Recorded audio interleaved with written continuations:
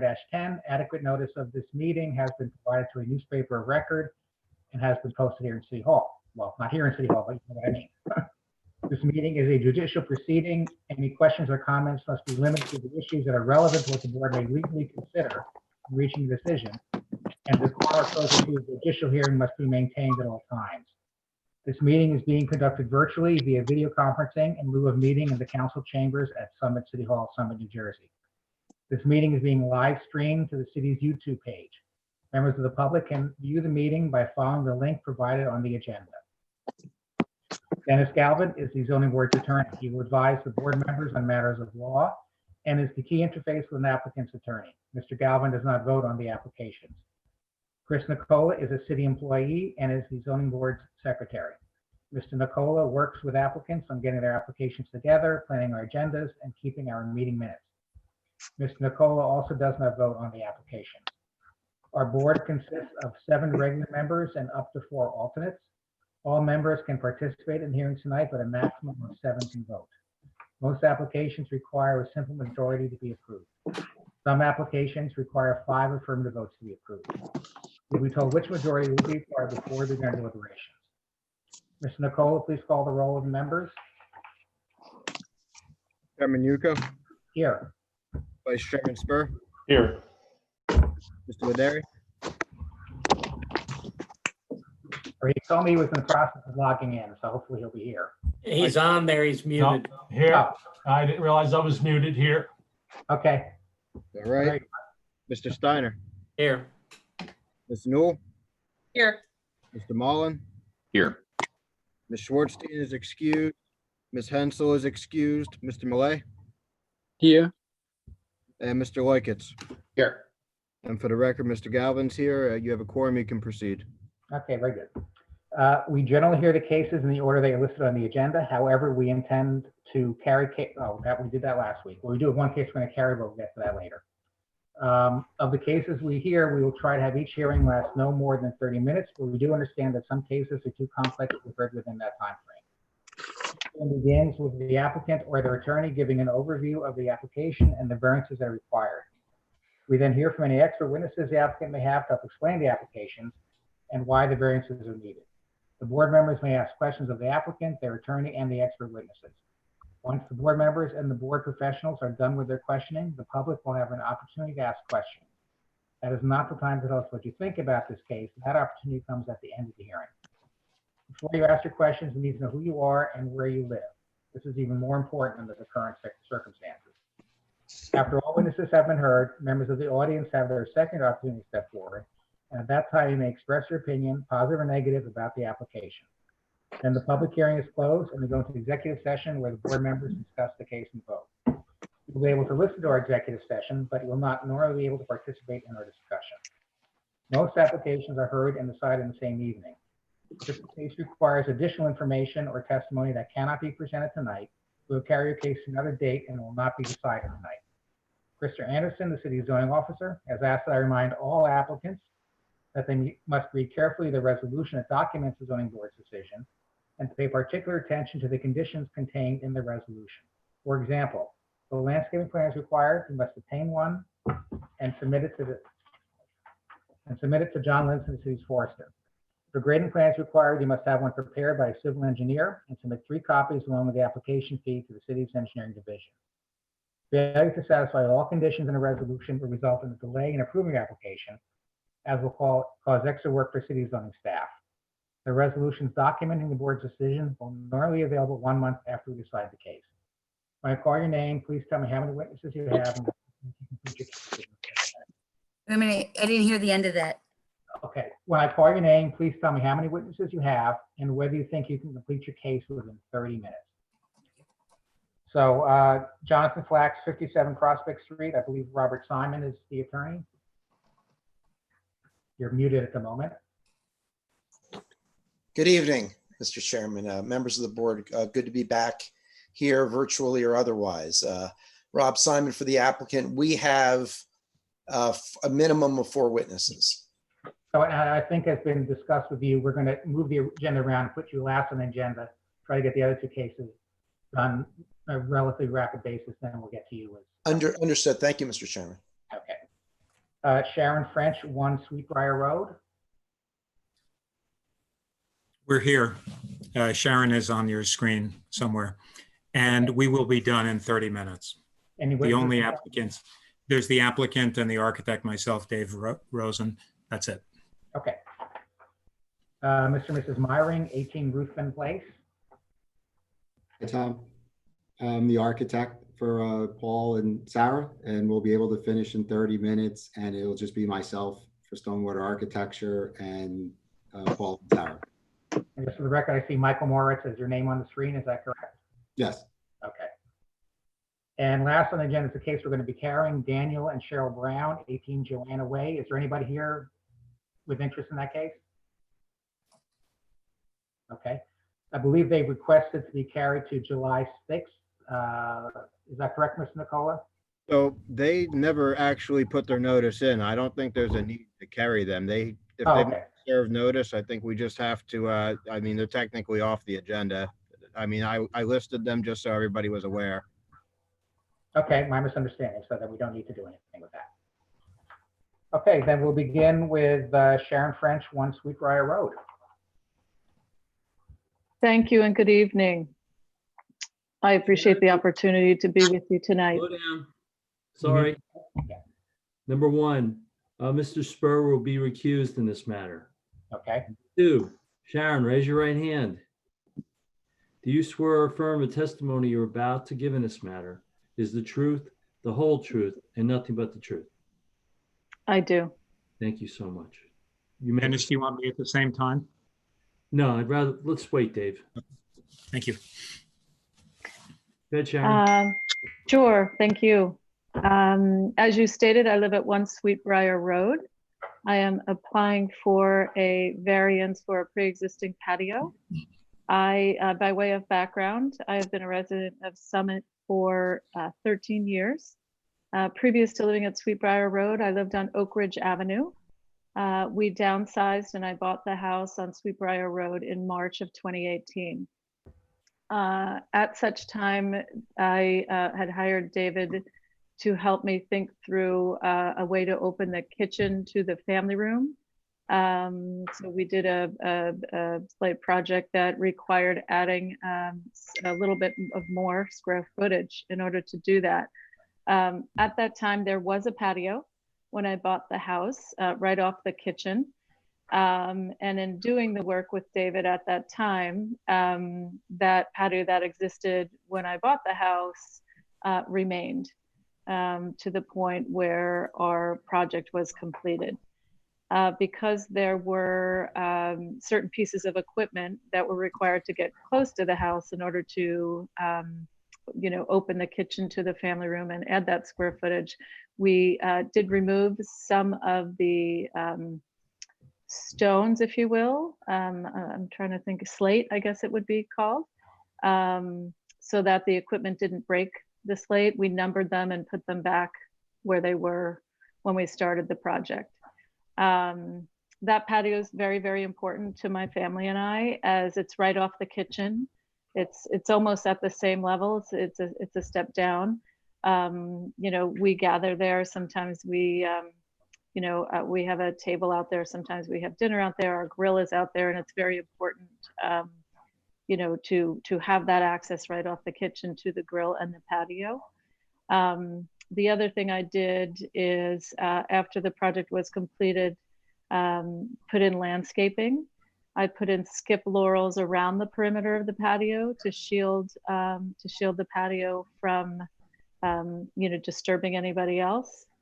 So I would say that in terms of the basic premise of why we are asking for variance on the pre-existing patio, at least for my comments, I think that's how I would lay it out. It's, anything I think further, I'm happy to answer, but David, as the architect, might also be able to provide additional technical details if questions of that nature are asked. okay. And we're going to follow, as we did the last meeting, when I call for questions from board members or board professionals, I'm going to call on you by name, at least for the first round, just so we keep everything clear for the court reporter.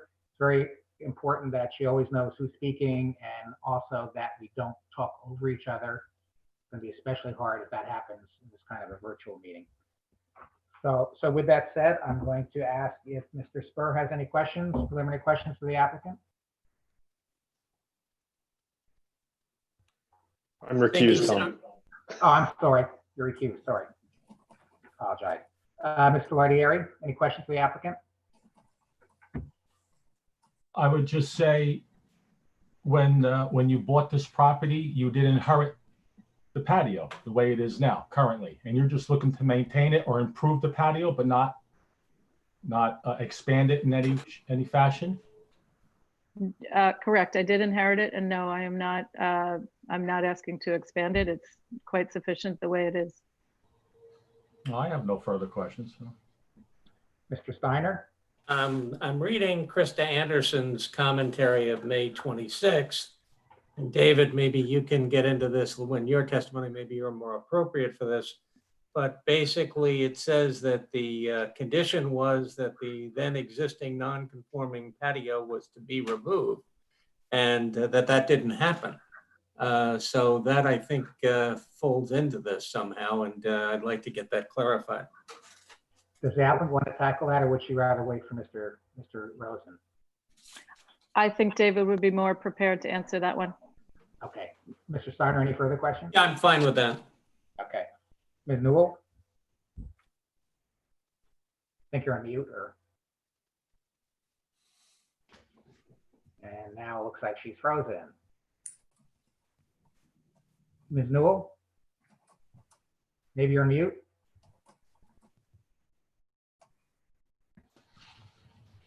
Okay. Well, we'll come back to her if we reconnect. Mr. Mullen? No other questions. Okay. Mr. Molly? No question. Thank you. Okay, Mr. Liketts? No questions. Okay, Ms. Newell, are you there? Can you hear us? We can't hear you. Oh, looks like she's trying to call in, but we can't hear her. Okay, I'm not sure what to say. Okay. Anybody in the public have preliminary questions for the applicant, keeping in mind that the architect is about to testify? Probably might be better to answer any detailed questions. Being no questions, you may call your first witness, Mr. Rosen.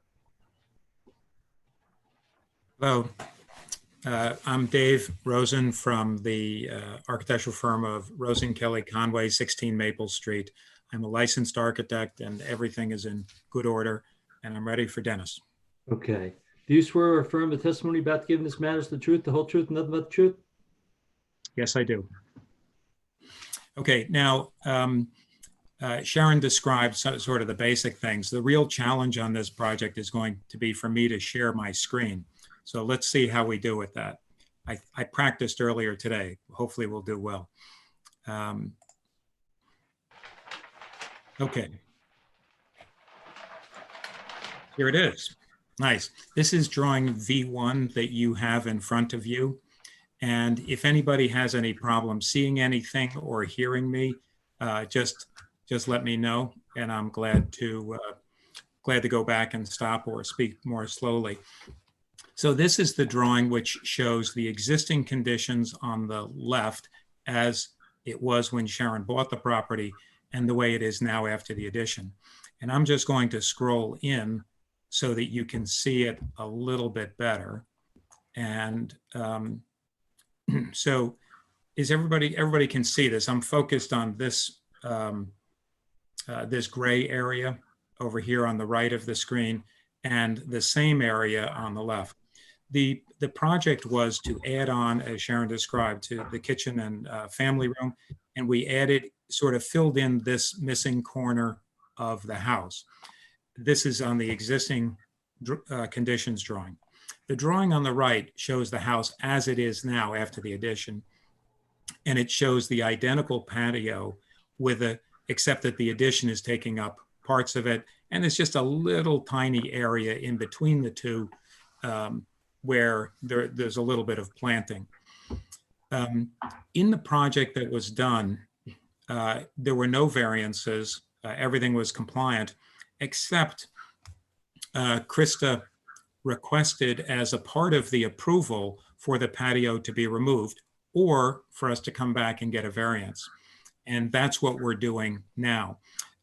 As there was nobody sort of reported this or anything. We knew that this was part of the process, and so that's why we're here to request this variance. As Krista mentioned in her notes, the patio appeared in the 1993 tax assessor's report and the revaluation that occurred then. So it long predates when Sharon bought the property in 2018. So with this drawing, what we can see is that the patio is the same. It has a slight railroad tie surround on the property, sort of towards the top of the page as it drops down a little bit. So now I'm going to just shift to the next thing that was submitted, which is the photos of the property. And so these photos I took December 17th, 2019. It was in the winter, and I'm just going to start by coming in on this drawing in the upper left. Give me just a second to position that properly. So what we can see is the existing house. The addition is on the right side of this, plus the chimney, and the patio is behind this door and encased with these skip laurels that Sharon mentioned. When we look at the next photo going down the hill slightly, we can look back up at the property and you can see this little bit of retaining wall. Now I'm going to scroll in a little bit. You still can't see the patio, but what you can see is that some of these railroad ties were replaced. The next photo, which is down the page, is the photo that shows the patio itself. Sorry. And it shows the patio, the new steps coming out of the kitchen and the patio. As Sharon mentioned, all of the stones were identified, they were numbered so that when they went out, they could go back in exactly the same place. They were removed during construction because the foundations had to extend down and we didn't want to break up the patio. You can see in the drawing where the gate is, that is the ground level. And you can see that it actually steps down a little bit onto this patio. Krista had identified that she considered that it might actually be a deck because she felt that part of it is more than 1 foot above the grade. It is the same grade as what it was. So anyway, that's the issue. Well, not an issue, but there's the little bit of retaining wall. You can see 3 6-inch tall railroad ties, and then there's a planted area, and then the patio is set farther in. The next drawing that I wanted to show you, or it's not the drawing really, is really the zoning calculations. And this shows the one variance that we're requesting is front yard setback along Devon Road. It's required to be 35 feet, and to the house it is 35 feet, and there's no change. And to the patio, it's 16.5. And again, it's no change to what existed when Sharon bought the house. And we're here for a variance in order to fulfill one of the choices that Krista Anderson gave us, either remove the patio, which was what was initially approved for the building permit, with the idea that if we want to keep the patio, we have to come back for a variance. And so that's what we're doing. I had thought that there was a second variance, but Krista didn't identify it. And that is for side yard combined, which is here. Across, let's see, this one is done from the length of Sweetbriar Road, where it's supposed to be 35%, and to the patio, it's 33.5. To the house, it's over 50%. Krista didn't identify that, and I'm fine with that. In the discussion, well, in our application, we indicated that number just so that that was, so that there wouldn't be any surprises. And when Krista read that, I guess she decided not to call that as a variance. And then lastly, I wanted to go back to Krista's comments, and she identifies this, where it is and so on. And she says, and this relates to Joe Steiner, what you had indicated, that Krista says a construction permit was issued for a 2-story addition almost exactly 2 years ago on the condition that the then existing non-conforming patio was to be removed.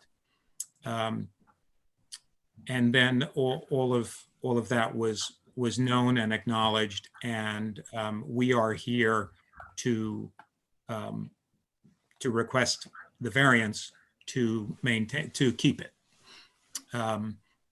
It was also noted in here, records in the tax assessor's office indicate that the patio was existing on the property in 1993, and so it was presumably built before then. She goes on to say that there are no city records of a variance or other zoning approval for the previously existing patio. I think 1993 precedes when Krista arrived, I think. And so, and I have no knowledge of what occurred back then, or even how many owners. I don't know how many owners there have been on the property.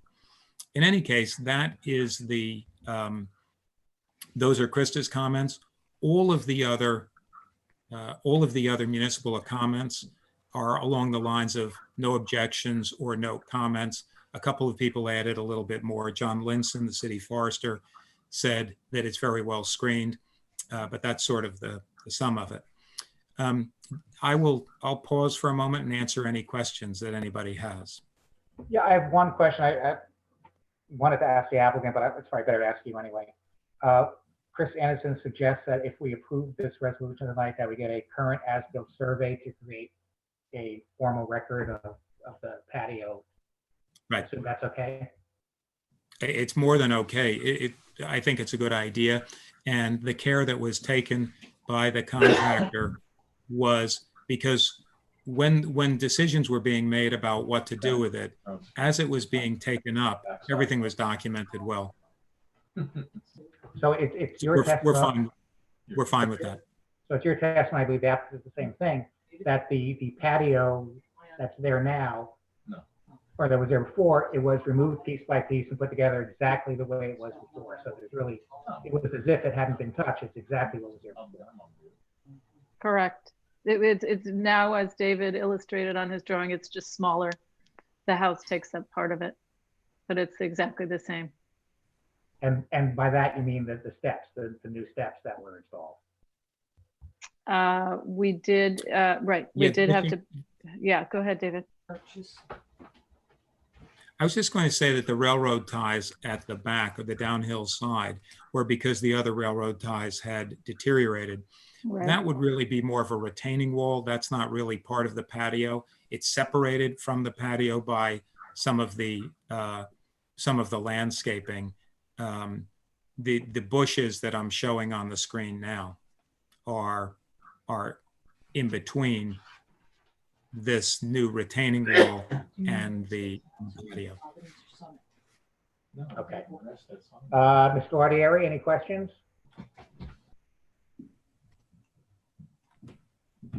No, now you're muted. No, okay, I'm good. Okay. Mr. Steiner, any questions? Yeah, I'm a little confused. One of you is saying the patio is identical to what was there, and the other is saying it's a little smaller. What is it? Yes. Let me show you, let me just revert back to what we had before. In the drawing V1, which is the only real drawing that you have, it shows on the site plan on the left, it shows that there's a notch out of the house at the part that's closest to the corner of Devon and Sweetbriar. That piece was filled in, which is shown on the drawing to the right. And in filling that in, some portion of the patio, which extended farther away from Devon, was removed. So the part that is in the setback is identical in the perimeter, except for a small area that I'm pointing to now, which is planting. And the other part of the patio that used to extend where the house is, it's now occupied by the house Yeah. and the house is in a conforming location. So the perimeter that remains was there, and part of the patio was removed, most of it in order to fit the addition on the house, and a tiny little bit was also removed for a little bit of planting between the house and the patio. Correct. Anything else, Mr. Steiner? No, okay, but the rest of it I have to say, we'll go into executive session. Okay. Ms. Newell, are you there? Can we hear you? Can you hear me? Yes, good. Okay, ask your questions if you have any. No question. Thank you. Okay, I'm glad you're back. Mr. Okay. Mullen, do you have a question? Yeah, just one. The railroad ties that were put in, I just wanted you to confirm, you consider that a safety upgrade to the pre-existing structure? Yes, definitely. They remained when I bought the house. They were there when I bought the house. They were just rotting. So we just put new ones in exactly the same place as the old ones. Great, thank you. Mr. Molly, any questions? No question, no. Okay, Mr. Liketts, any questions? No questions. Okay, one opportunity for follow-up questions. Anybody have any follow-up questions from the board? Hearing none. Anybody in the public have any questions for this witness? Okay, hearing none. Okay, Ms. French, I gather that's your only witness? Mr. Rosen was your only witness? Correct. Okay. Yes. Okay. Anybody in the public want to tell us what they think about this case, pro or con? Again, hearing none. Ms. French, you want to say anything in conclusion, summary? You don't have to, it's up to you. No, I just appreciate the opportunity to be in front of everybody today. I love living here. I love my home. I love my patio. And I'm happy to share with you the reason why we are looking for a variance to keep it tonight. Thank you for your time and attention. Okay. Mr. Galvin, you want to review the conditions? I don't think there were as much. Mr. Chairman, before I do that, I just want to touch on a couple things. Okay. First, this is a terrible practice. They told us they were going to take the patio out so they could avoid coming to the board first for a variance. It's not the way to do it. David, don't do this again. All right. It's If David, I could just have respond. to take it. Okay. So I'm telling you that I see this in other towns where they say, oh, we're going to do this and we don't need a variance. They bypass the board, and then it leaves the board in this position where if we now turn Sharon down, we're the bad guys. And if she had come in earlier to ask for the other relief, we would have been able to explore this and decide if we wanted it to be where it is. Now, the second thing is, we don't know when this patio was created. So I think the best way for the board to look at this is, do you like it? Do you think it's an addition to this location? And I'm reading most of the board members like it. So, but you're not approving this, or please don't approve this because it was something that pre-existed. Once they took it out, they no longer, if it was pre-existing, they no longer have a right to it. When they put the addition on the house, they lost their right to this patio. Okay, when you're doing a variance, they don't have an automatic right to an element of the house, because now they're seeking a variance. The two patios on the drawings don't look the same to me either. But again, I don't want to waste the board's time. We have a lot of cases to do tonight. If you generally like the way it looks, approve it because you like the way it looks, not because of its non-conforming condition or because it's been there before. Because you have to, in order to find something's a valid pre-existing non-conformity, you have to have proof to that. And just saying it was there before 1993 are not the right proofs. That's all. I'm done. And we have one, which is the as-built survey. Yeah, I want to thank you for saying, I couldn't think of the way to say that. I wanted to try to get that, but I couldn't. You said that very well. I appreciate that. Okay. Just So the only condition is the as-built survey? Yeah, I got it. Okay. And Ms. Newell, I just want to confirm, we could not hear you for a while, but you could hear us the whole time, or just to make sure you're able to hear the whole testimony? That's correct. Okay. So then, let's begin our deliberations. Who'd like to start deliberations? Well, as I ask the questions, I'll be happy to start again. Dennis, this is exactly where I was, is do we want to accept this as the way, is this something we would have approved if we had seen it back at the original point of view? When it would have come to us back in when the new construction was being done. And I think I probably would have supported it at that point, even if there had been no patio there. It would make sense. It certainly makes much more sense than putting a patio or a deck on the other side of the building where you would put it over the garage and be 12 feet up in the air. So it makes sense to me to do it that way. Yeah, I don't like the way we're getting to this, but that's something I would approve. Yeah, I agree with Joe. We've seen cases before where we're kind of have applicants asking for forgiveness rather than permission. And, I think that is a dangerous precedent. But if I were considering this, de novo, I drove by the property yesterday and the patio is well shielded from view. They've obviously upgraded the safety by replacing the railroad ties. And it fits into the neighborhood. So, and, seems like a fairly modest addition to the property, even if it is reaching the setback. I'd also note it's a corner lot. So that's something we see a lot with those corner lots. So I'm supportive. Yeah, just along those lines, the forester noted that the patio was well screened from Devon Road, and he had no objections. So I kind of take the view of Mr. Steiner that, what would we do if we're looking at this from scratch? And based on that, I think I would have been inclined to approve it. But I'd like to just, for the record, second what Mr. Galvin said, we prefer to do this in the other order, not this order. But anyway, that's what we have. Anybody else have any comments for deliberation? Yeah, I just want to follow up on that comment about the fact that this is a corner lot.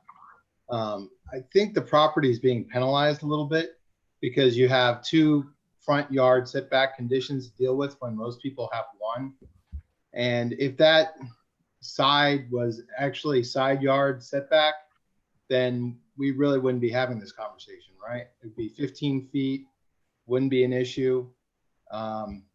It's well screened. It's obviously not an eyesore or an issue. I don't have any problem with it.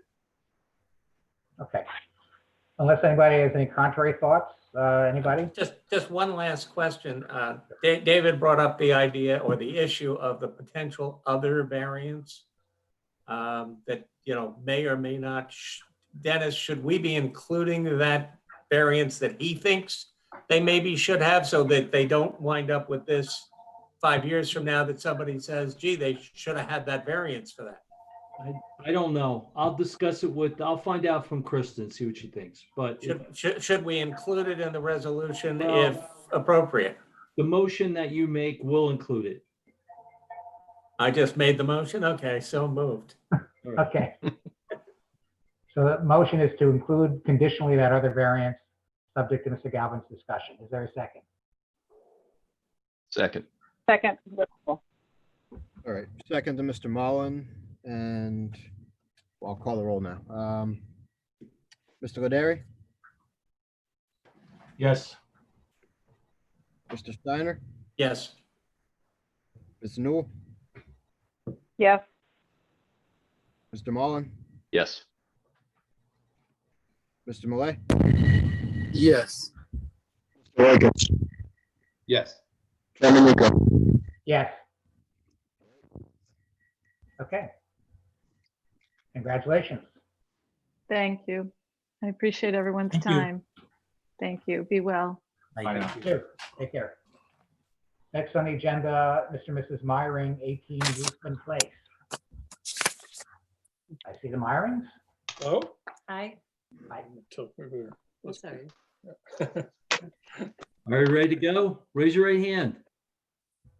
Do you I think you meant swear to. or affirm the testimony? There you go. Do you swear or affirm testimony about to give this matters the truth, the whole truth, and nothing but the truth?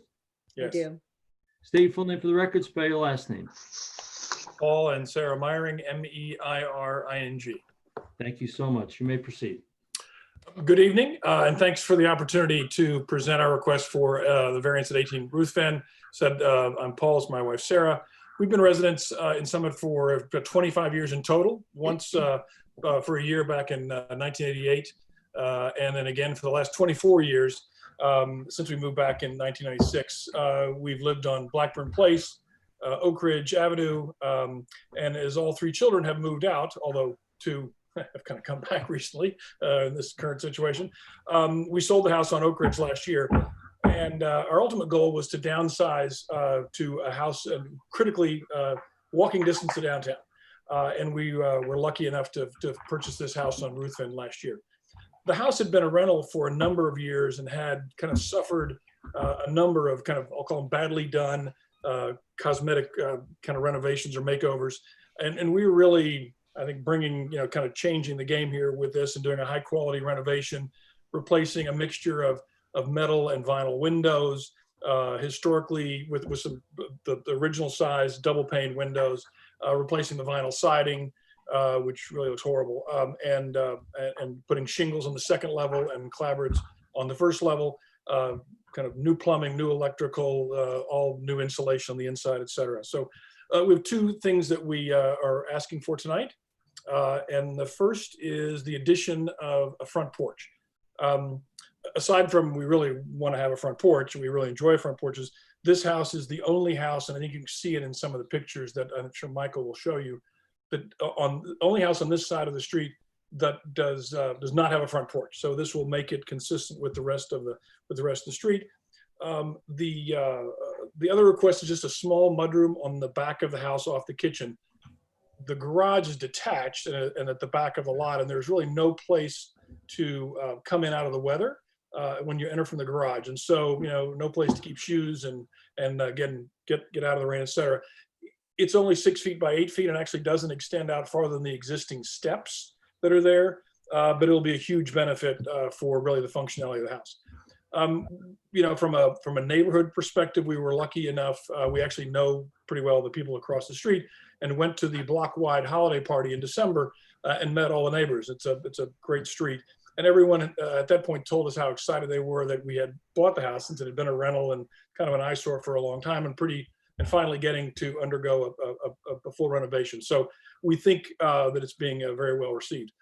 I probably at this point would introduce Michael Moritz and let him get into the details of the variance request.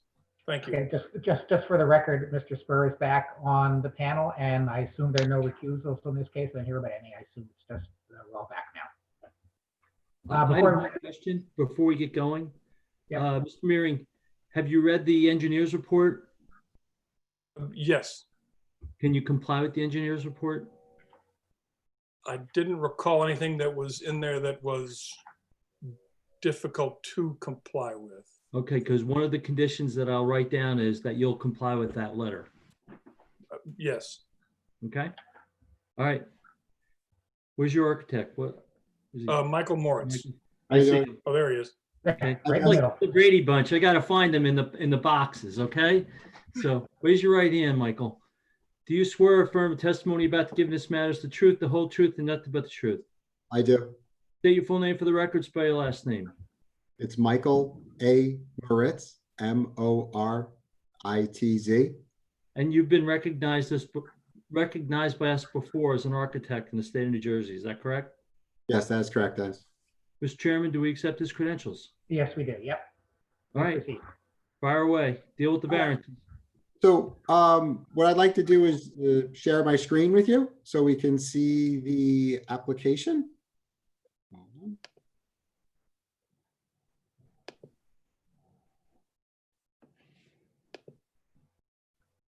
Everyone can see that?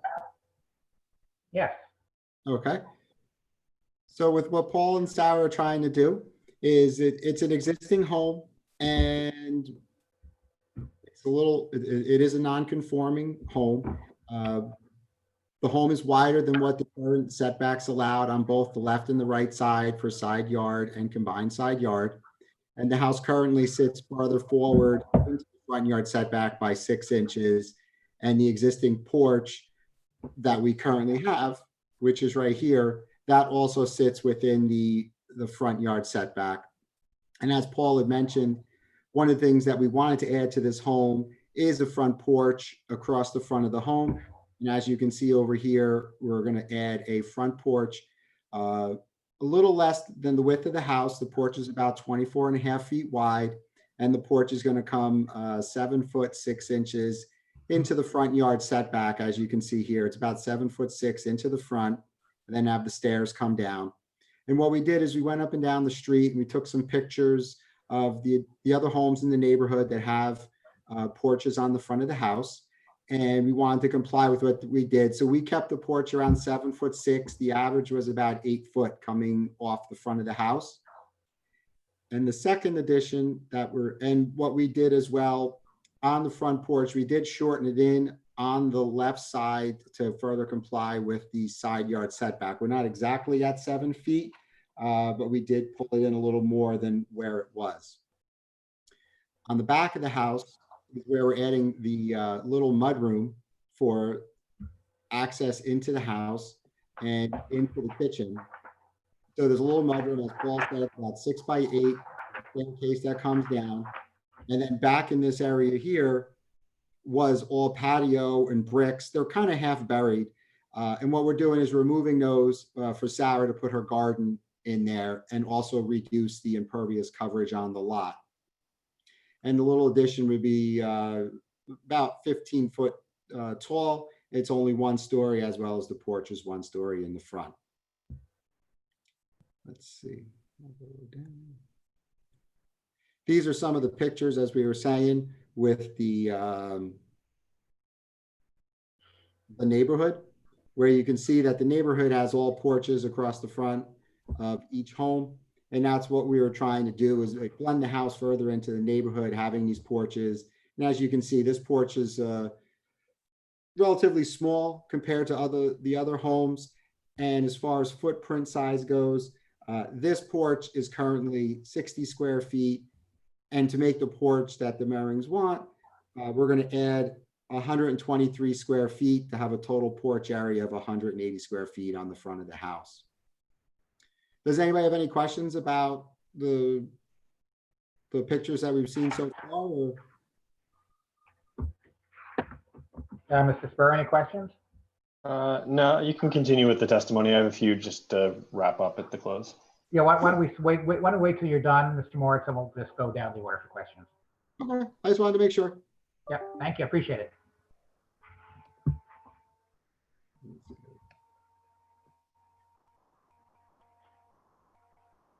So I'm just going to go to the elevation. So as you can see with the elevations in the front, we're doing a very traditional front porch where we're going to have lattice work, wood decking, traditional columns that match the architecture of the home, traditional balusters and railings, and a metal standing seam roof on the front. And also what we did on the front of the home to bring the home up to date. Over the years, the home, as Paul had said, has been a rental with a lot of bad Band-Aids put on it. We've removed all of the aluminum siding and trim, and we're going to be putting back on the home what would have been there, where we have lap siding on the side of the home, shingles on the upper levels.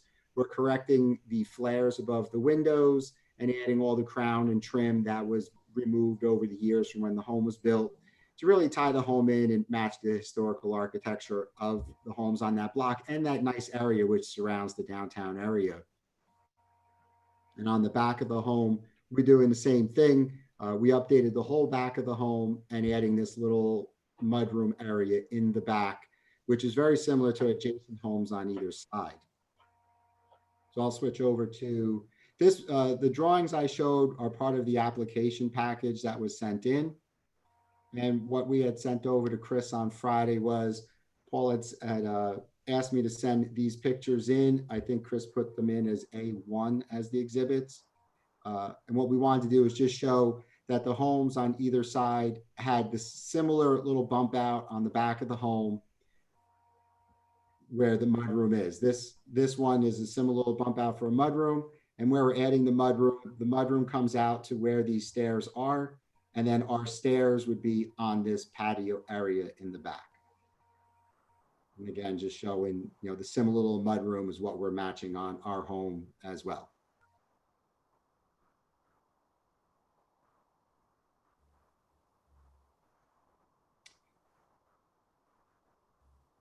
So what I was going to do is just run through some of the numbers on the addition.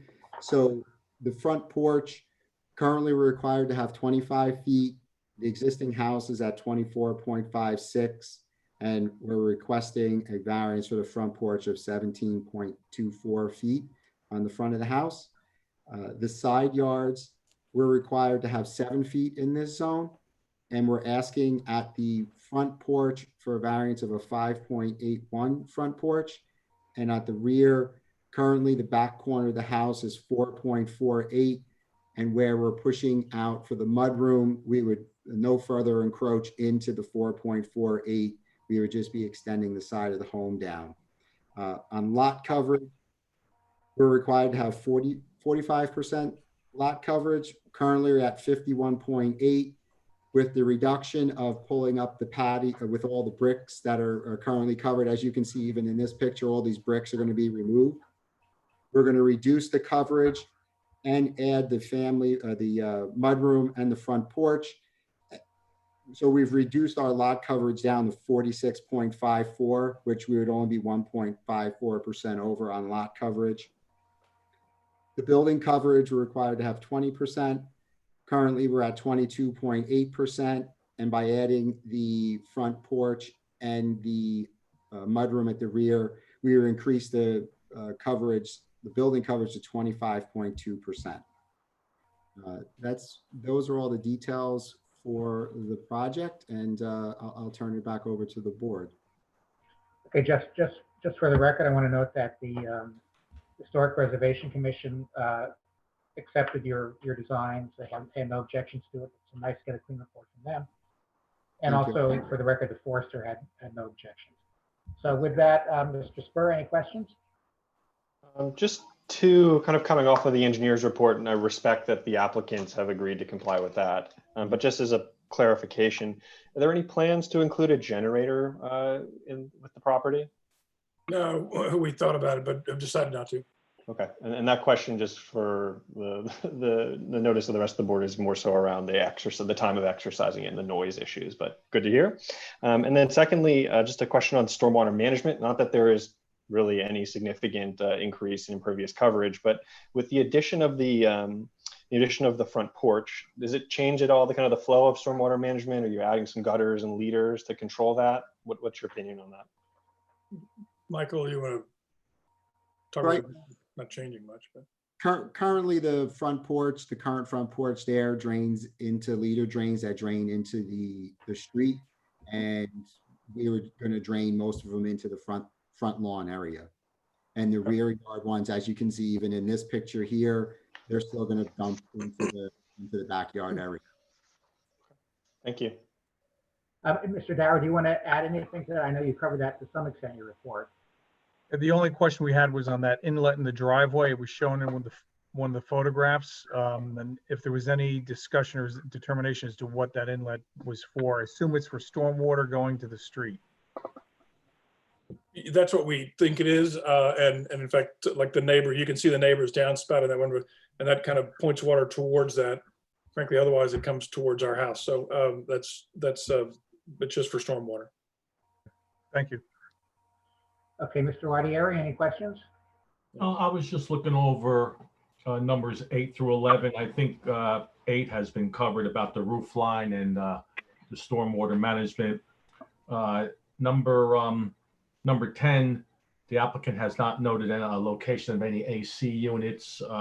Applicant shall comply, notate if there's going to be, well, we covered the generator, but any location of AC units with the project? Yeah, actually, this is a good picture to look at where that, yeah, he's waving his hand, but right back in that corner, inside the fence, in that notch right in there. There'll be two units. Okay, great. And there's been no notice of it, but any tree removals or anything to do with trees with the city forester to be in contact with? No. No. Okay. Are you finished? I wasn't sure. No, I think that's it. I was just looking at those couple 8 through 11. 8 was covered. Just went over 10 and 11. And number 9, the applicant shall provide testimony regarding the inlet noted within the easement of the survey. This, I guess we're talking about this inlet here. Because that would be in the easement. Yeah, that's, You know more, Paul, about that, Paul? I'm sorry, I didn't hear exactly the question. Sorry, could you? I apologize. The applicant shall provide testimony regarding the inlet noted within the easement of the survey. Well, the driveway is the easement. We share that with our neighbor to the right in this picture. Sure. And so we have an easement with her. It's roughly half and half the driveway. And so I think that was what we answered earlier, was it's for stormwater. Okay, and I mean, if something were to occur with that inlet there, who would take the responsibility to repair or have it serviced? Is there an agreement between both parties? There is an agreement that talks about maintenance, snow removal, et cetera, of that driveway. Okay, and I don't know, Dennis, I'm reaching out to you if there should be some kind of something noted on this application pertaining to that. Dennis Galvin? Yeah, I hear you. I'm sorry, sir. Couldn't get my unmuted button. Dennis, I'm having a hard time with that picture behind you, so bear with me as well. I'm sorry. I get rid of it if you want. No, I'm kidding with you. It's, No, I was just saying that should that be noted as a condition or something to do with the application with this inlet here? It's a shared driveway.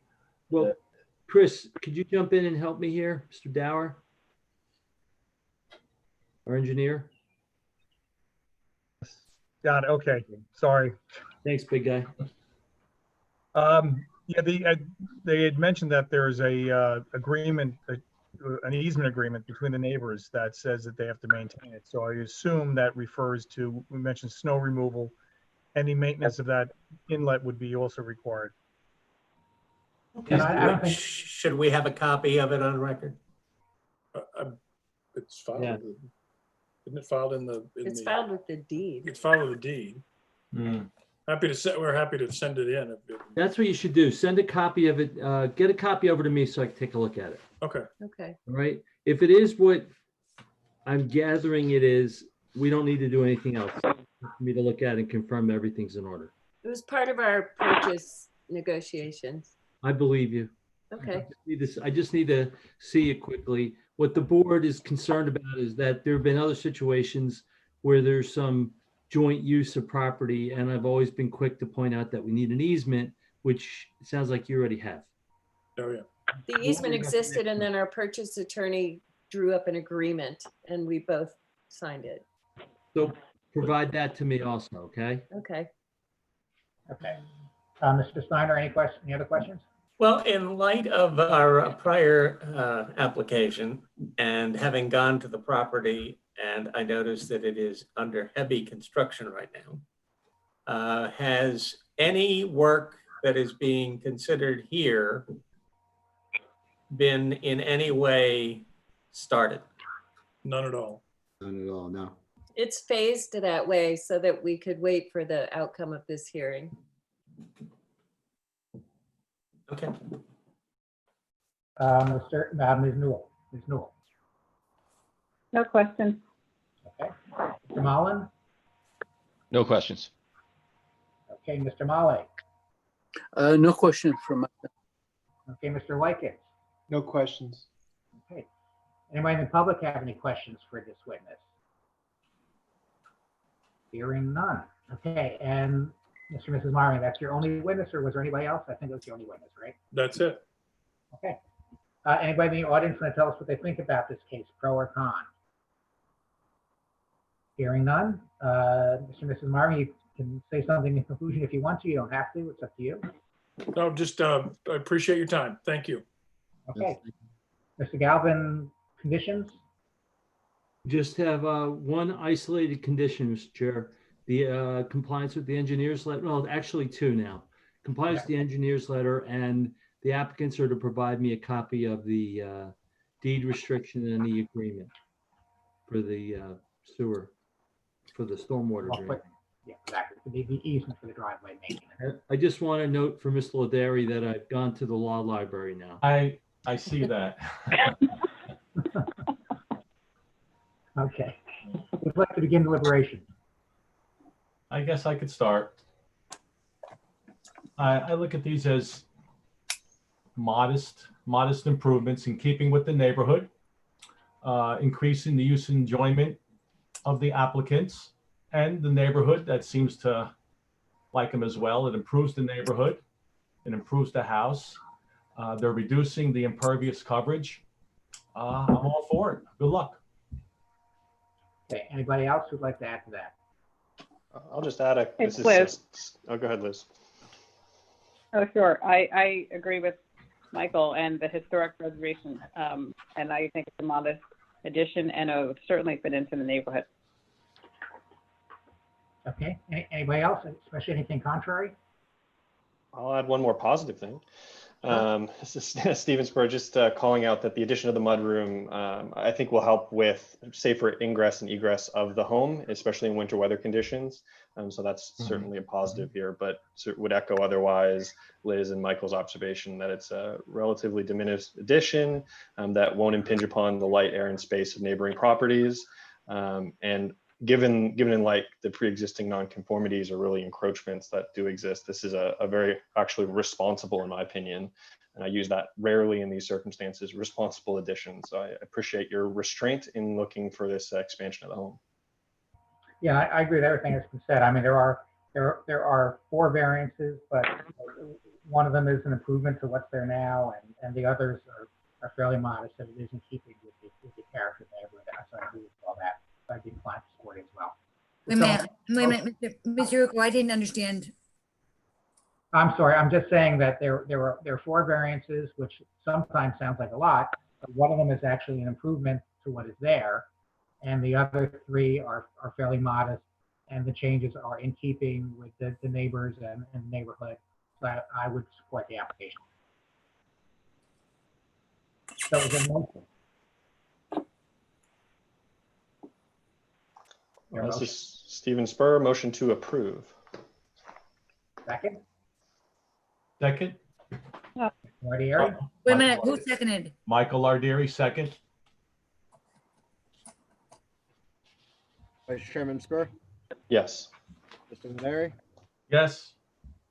Mr. Steiner, Yes. Ms. Newell, Yes. Mr. Mullen, Yes. Mr. Malay, Yes. and Chairman Yuko. Yes. Okay, good luck with your project. Thank you. We appreciate it. Okay. Thank you. And now we get to Jonathan Flax, 57 Prospect. Good evening. We are ready to, I think we're ready to go. It's good to be here. Rob Simon from Herald Law.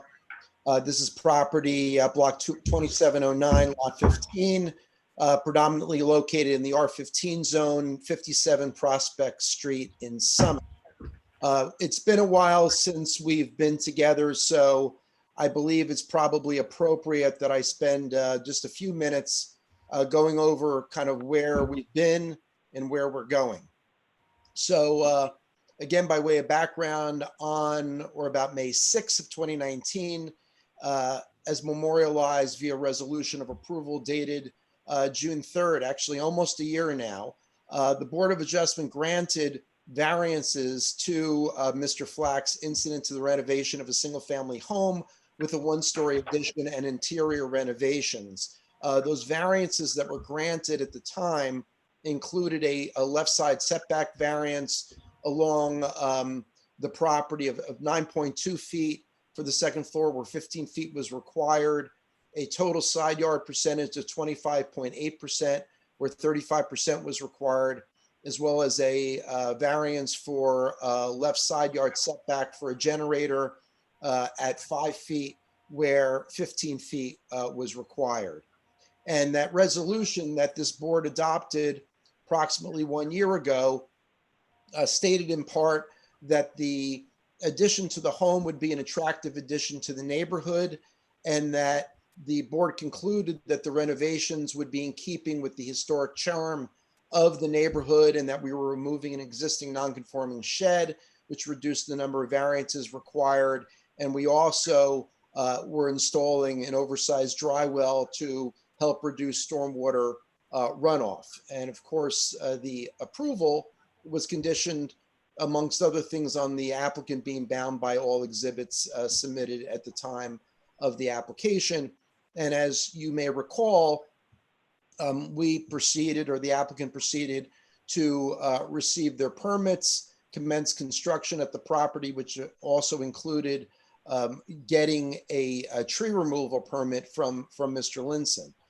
As testified to first by our architect, Cindy Bortner-Lay, who's with us this evening, as well as our structural engineer, Richard Kreppel, during construction and demolition, a number of previously undiscovered building code and structural issues were identified that required, for safety reasons, the removal and replacement of existing walls, floors, and foundation sections within the side yard setback, for which the applicant received variance approval.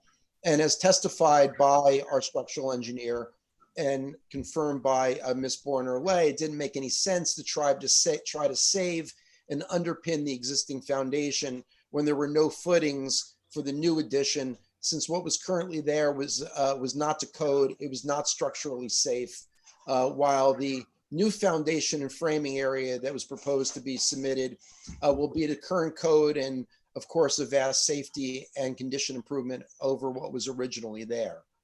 And then while variances, of course, run with the land, the Summit Ordinance also provides, of course, that anything legally pre-existing may be constructed or structurally altered, including repairing unsafe conditions. And basically, that's what Mr. Flax's professionals intended to do, and did not realize in the course of their replacing of the walls, floors, and foundation that they would actually, even though the house was going to remain in the same place, have to come back to the board.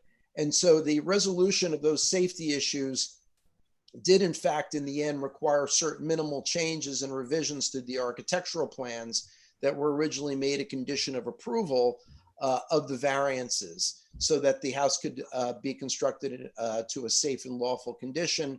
And so there were minor architectural changes, of course, that we presented to this board. And as a result of that presentation and comments from the board, as well as members of the public, we made some further revisions to the project to actually reduce the deviations for which variances were previously granted. So as you recall, the lot's partially located in the R10 zone and partially it's located in the R15 zone. And the required side yard setback requirement for the R10 zone is 12 feet and the R15 zone is 15 feet. So what we did was we pulled the left side of the house, the western side, back 2.8 feet to meet the 12-foot side yard setback, which is required in the R10 zone, increased from the previous 9.2 foot setback for which variance relief from the 15-foot setback was required. So we improved that condition. We also increased our side yard combined setback for variance relief was granted previously from the original approved 25.8 feet or 25.8% to 28.6%. And we also moved the generator away from the western property line an additional 2.8 feet, therefore increasing the setback from the original 5 feet for which variance relief was granted to 7.8 feet. So again, we took these three variances that run with the land, and in each case, we reduced the deviation, so improved the condition. All at the same time, did a little bit of a 2-foot bump out in the rear of the house to move some mass around. But in the end, even with that, the floor area actually was reduced by about 41 square feet. And so with these minor changes, even reducing the variance deviations, we do not need any additional variance relief. And as was testified to, and as the exhibits reflect, there's no noticeable change, material change in the in the look of the home. And so what we did was we appeared here and we presented testimony from our architect, Cindy Borner-Lay, and we also provided testimony from Mark Gimigliano, our engineer, as well as, of course, asking for any other relief that is required by this board by way of variances, waivers, or exceptions or otherwise. And of course, we're also in the process, and we have been addressing the written comments from the city professionals as well as any other comments from the, I guess, the members of the public or the board professionals. And again, we've heard, like I said, from the architect, from our structural engineer, Richard Kreppel, from Mr. Gimigliano, and actually from Mr. Flax. And where we left off, if you recall, is that there was an issue that was raised by Mr. Sheehan, Miss Burke's counsel, as to the removal of certain trees that were on the common property line that is shared by Mr. Flax and Miss Burke to the left or to the west. And that's where we left off the last time. And then we subsequently submitted a revised landscaping plan that we're going to get to momentarily. But more importantly, I'm pleased to report that based on discussions and communications between myself and Mr. Sheehan, counsel for Ms. Burke, the applicant agrees as a condition of any approval of this application by the board that the applicant's going to be complying specifically with the recommendations that were made by Mr. Linson, the city forester, namely by paying for installation of extensive plantings on Ms. Burke's property per a landscaping plan that has been provided to the board by Mr. Sheehan, and that we are going to reference during our direct case, which has been available to the public on the City of Summit website.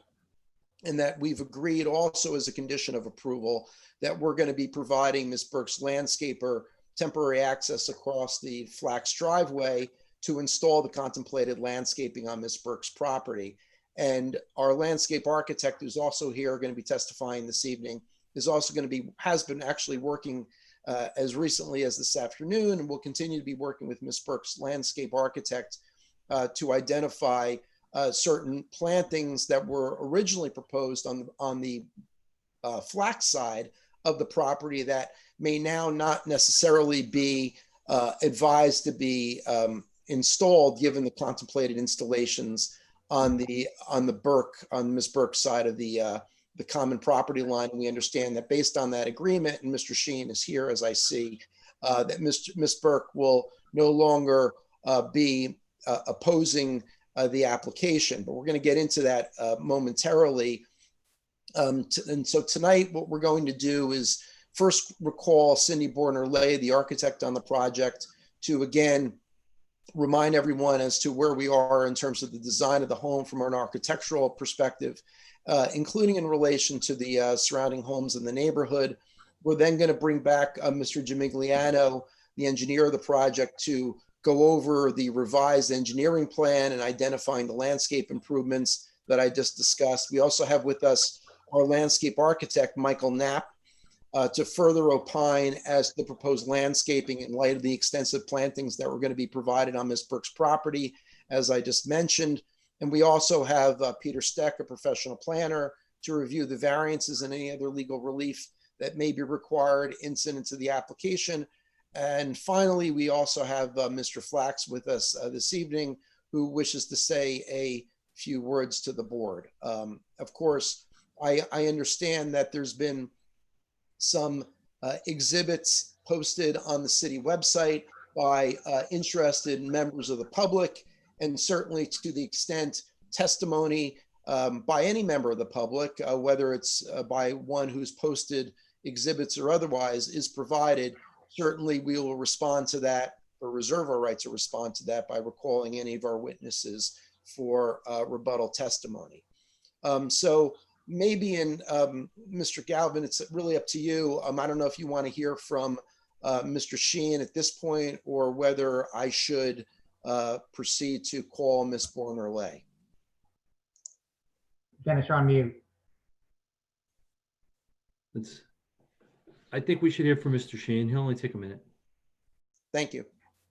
All right, thank you, Mr. Chairman, Mr. Galvin, members of the board.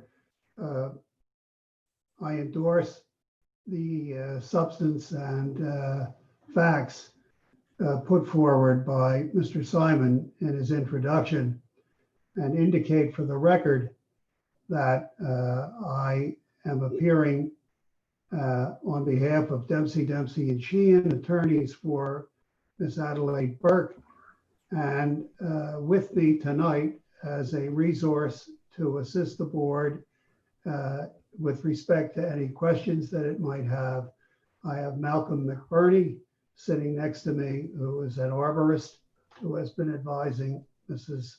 Burke, and Michael Todd, the landscape designer and maintainer of the Burke property, who has also been assisting Mrs. Burke in the development of the landscape plan that is endorsed by the applicant and is responsive directly to the particulars of the city forester's report and recommendations. With that, I will return the microphone to Mr. Simon through the chair. Okay, so it sounds like we have lots of witnesses and lots of testimony to hear from. Before Mr. Simon proceeds, I'm going to suggest we hold off questions. But do any board members have any pressing questions at this time for the applicant's attorney, or can we proceed? Okay, anybody in the public have any pressing questions right now? I really going to suggest we wait for the extra witnesses, but anybody in the public have any pressing questions for the attorney? Okay, Mr. Simon, please call your hearing none. Mr. Simon, Mr. Chairman, just one other housekeeping matter or semi-housekeeping matter. I want to profusely thank Mr. Sheehan, Ms. Burke, as well as Mr. Sheehan's professionals for their efforts in working with us and making them available to my professionals, which always, results in, two heads are better than one and coming up with better plans. So we thank you. It does sound like we have a pretty positive atmosphere to start off with here. So thank you. I want to thank them specifically for that. So with that, I'd like to call Cindy Borner-Lay. Here. There she is. Okay. So, Mr. Galvin, I believe that Ms. Borner-Lay has previously been sworn. In this matter. Yes. And so, remain under oath, Cindy. Okay. All right. Ms. Borner-Lay, just again, just by way of preliminaries, you have significant experience in redesigning homes in historic districts, and in fact sit on your town's Historic Preservation Commission, correct? Correct. Yes, I'm the vice chair of my own town's Historic Preservation Commission. And you have experience working on homes located in historic districts as well? I do. And can you please just briefly remind the board of the changes to the plans, just in a general sense, because I know you went over it in detail a number of times already, but since the time of the prior approval on June 3rd of 2019? Yes, so as you mentioned before, we basically moved the whole left side of the house over the 2.8 feet so that it would be conforming to the one zone's side yard setback requirement. As you also mentioned, we bumped the back of the house out 2 feet, and like you said, that was basically just to sort of rearrange some of the mass. Which then also required us to replace the existing deck. There was a small deck on the back of the house already, but once we bumped the back of the house out, we then replaced the small deck as well. We did add an additional small, roughly 7 by 16, 1-story bump out in front of the garage as a storage area. And with the roof changes to kind of continue to be able to get 2.5-story to be able to eventually use the attic space. We did change the roof pitch slightly, so the ridge line did move up approximately 9 inches. So those are really the only changes from the original design. So in terms of materials, profiles, or style wise, there's no material changes in your opinion to the application? No, absolutely none. And we also discussed the fact that there has been some postings on the city website as part of this application that appear to indicate some historic photos of this property and some surrounding properties.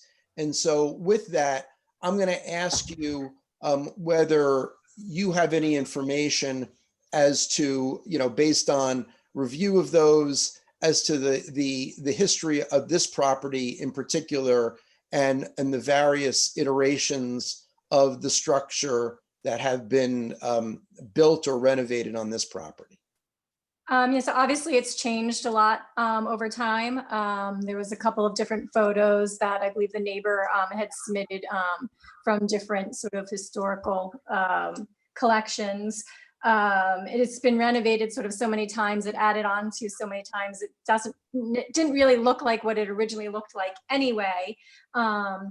It was sort of an original cape, and then at some point in time, obviously the left wing with the chimney was added. Then at another point of time, the right wing with the garage gable was added, and it had that sort of cape that was sort of left in the middle, which was kind of the original house. There are no other capes in the immediate Prospect Street area. In fact, I kind of did a Google Street View of all the homes in the area, and all but 2 of them have the sort of same look that we're actually proposing, which is that sort of 2.5-story look of a mass with dormers up on the attic level, and then sort of lower wings off to the side, some with more substantial lower wings than others. Some might just be porches, and others might be more substantial lower wings, but they all kind of have that overall sort of massing flavor. And we also, the original massing is sort of this U-shaped house with sort of gable, again, the mass in the middle with the gable facing the other way with dormers, and then gable of the garage. We've actually kept that original massing sort of formula. So we still have that gable with the chimney on the left side. If you look at the front elevation, it's just gotten a little bit taller.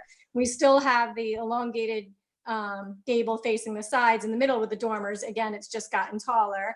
And we still have that lower gable of the garage coming at you on the right-hand side as well. So we still kind of maintain that overall massing and that U shape. And obviously we're trying to maintain the setback location on the site as well. And as Rob has mentioned, material-wise, the existing house was clapboard siding, horizontal siding, with asphalt roofing shingles and masonry accents. And while the masonry accents on the existing house were stucco, and ours are more like sort of brick and stone, still again has that flavor of clapboard siding, asphalt roofing, and the masonry accents. In fact, I actually think we're improving the historical appropriateness with our roofing, windows, gutters, shutters, garage doors versus what there before. For example, we're adding roofing accents of standing seam copper, which according to Summit's own historic preservation guidelines is indicated as historically appropriate. Our windows are more historically accurate.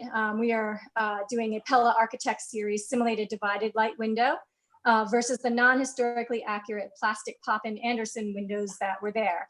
Again, the Summit Historical Design Guidelines say fake snap-on muttons should be avoided, and that's what we're actually replacing. They have fake snap-on muttons currently, they did, and we'll be replacing it with a more historically accurate simulated divided light. And it will also continue with the double hung 6/6 and 6/1 grill pattern, which again is considered historically accurate. The gutters we're currently a K style. Which again, the historic guidelines of Summit say, although commonly used, is not compatible with historic homes. And we're proposing half round gutters, which are considered more historically appropriate. When it comes to shutters, there was actually photographs that had evidence of the home with and without shutters. So it looks like it started without shutters, and then shutters appeared, and then they kind of disappeared and appeared again. But the current shutters that were on there were actually sort of what we called nailed on. They were just sort of fake shutters smacked onto the side of the house. They didn't have any hardware. They were not operational, which again, the Summit design guidelines say that should not be used, the fixed shutters. And we're actually going back to the no shutter look, which again is one of the looks that were on the historic photos. And lastly, garage doors. We're doing a carriage style garage door, which again is considered appropriate, especially considering that the house was mentioned as, potentially previously being a carriage house. In addition, there's nothing historically, architecturally, detail molding wise that was left on the house. Besides, again, its overall massing, which we're mimicking, and its site placement, which again, we're trying to keep. So again, I think we're being sensitive to its historical character. And if you move the house to a more conforming location towards Prospect, is it your opinion that you would lose that historic siting of the original home? Yeah, of course. I mean, obviously, again, if it was a carriage house, the idea that it was sort of set back, on the property. So sort of keeping that setback look, I think, is also important to the overall historic look of the property. And in your research with regard, when you put your plans together originally, this house was not a historic house per se, nor on any type of historic list, correct? Correct, yeah. I mean, it's in this Prospect Street Historic District, but the house itself is not considered historic or of historic significance. And at the time that this application was originally approved in June of 2019, you don't recall any adverse comments at the time with regard to the look of the home from a historic perspective, correct? No, the HPC notes in their review that we get sort of beforehand specifically said there was no objections. And there were no objections at the time of the hearing either, correct? Correct, no, and I believe as a part of when they were sort of voting on the application, the board noted that they were happy that they did believe that it fit in historically with the neighborhood and that they were happy that there was no objections from the HPC. All right, I have nothing further for Ms. Borner-Lay at this time. Yeah. Okay, board members, any questions, Mr. Spur? No questions, thank you. Okay, Mr. Guardieri? Not yet. No, I'm good. Okay, Ms. Newell? I mean, Mr. No. Steiner. I'm sorry, well, Ms. Newell, no? Okay. No. Mr. Steiner? No. Okay. Mr. Mullen? Nope. Mr. Molly? No, no question. Mr. Liketts? Nope. Okay, anybody in the public have a question for the architect? I see Chule, question? You're muted right now. State your name and address. Cornell Choulet, and I live at 55 Prospect Street, which is the 1905 house to the east of the subject property. And I did ask a few questions at an earlier hearing, so I don't know if I need to be resworn. Well, right now you're just asking questions. If you comment later, pro or con, you'd be sworn, but right now it's just questions.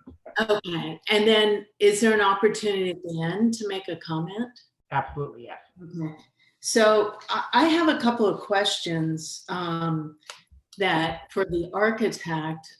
One is, what was the first point or date on which you visited this property to draw up the plans? I'd have to look at the date on the drawings if you give me a second. But I guess maybe an easier question is, did you visit the property before it actually was sold to Mr. Flax, and in the process of closing the sale to? Yeah, I believe it was during the closing process because I met the previous owners at the house. And at any time, did you research the date of the house with the original foundation was before you drew up the plans? before I drew up the plans. No, I mean, I knew that the house was roughly circa, 1920s or what have you, but beyond that, no. Do you not remember saying at the last hearing that you thought the house was 1950s? And that you had not. It is. That's It is not. Please, one at a time, one at a time. I believe that you said at the last hearing that you thought the house was built in the 1950s. So again, obviously it was significantly changed and altered over the years. And so I believe the vast majority of additions and changes were probably in the 1950s, which is why the house looks circa 1950. But the core part of it, which you then later found in the demolition, was actually a caretaker's cottage built in 1910. Is that not true? I mean, did you ever go to the Historical Society and just pull the file for the address? You're No. a member of the commission, right? A Historic Preservation Commission? Correct. Right. The house is not historical, so I really had no. But did you never investigated at all what the lineage of the house was, squeezed between two houses, one that's 1895 and one that's 1905 and one that's a barn? It never occurred to you that this might have been part of a larger property? No, I was unaware of that at the time. And so Time out. We got to slow down a little bit. Okay, your cross-examination is very good, but we are trying to work remotely and we can't take advantage of our situation. So you have to slow down just a tad and give the opponent a chance to answer the question. All right, go ahead. So at what point was the house, I'm just trying to go back because the hearing that was held in June and the understanding that I have from the letter that I received as a neighbor was that it was a slight addition and interior renovations to an existing structure. Well, I don't know why you would have interpreted it. What? Or because that it never was. It was always this. This is what was approved back in May. This was what was originally presented. It was never presented as anything else. Well, I have the letter from March 7th from Dykstra Walker Design Group that says the applicant proposes to construct several small additions to an existing single-family dwelling at that subject property. And attached to that is the Dykstra Walker flood plan that shows the removal of 2 trees up next to the house. So that's a, Mr. Wait, hold One at a on, time, please. hold on. I just want to, I'm interrupting just so that the record is clear in terms of what Ms. Chule is referring to. I believe that she is referring to some form of notice from 2019 that was prior to the application in May of 2019? Well, what I have is the zoning plan, the survey that was prepared, which identified the trees on the property, identified Miss Burke's property line, identified my property line, dated February 28, 2019, and identified 2 trees that were being removed. And somewhere in May, I believe that Mr. Linson came out to permit the removal of 20 trees. This was all not, this goes back time-wise in terms of what was approved at that first hearing was basically these additions and interior renovation. And everybody's talking about the setback, and all of a sudden now we have a brand new house and a clear-cut property. So I'm just trying to find out at what point the architect came out to see the house before it was completely demolished. Because I lived next door and I saw basically a beautiful park-like property completely clear-cut, and my whole backyard and privacy exposed. So I'm trying to get the. You have to stay, you're doing great. You got your point out. You No, I'm can't trying to ask her the timeline of when she next came to the property after she drew up the plans. You have to stop. Stop. I understood the question. Let her answer the question. So first, you're referring to a DEP plan that was done by Dykstra Walker, not me. And that's referring to, when it says small additions, it's referring to lot coverage from a DEP and wetlands perspective, not from an architectural perspective. So there, I just want to clear up your sort of confusion in terms there. That has nothing to do with an architectural plan. As far as seeing the site, yeah, I was there multiple times while the previous house existed. As I said, I was there while the house was for sale, and I met the previous owners. I measured the house while the previous owners were still present in the house. We met several times with the clients during the design process in the house so that we could see the design plans whilst we were in the house, the actual space, so that we could say, this wall will be here, this is what's going out here.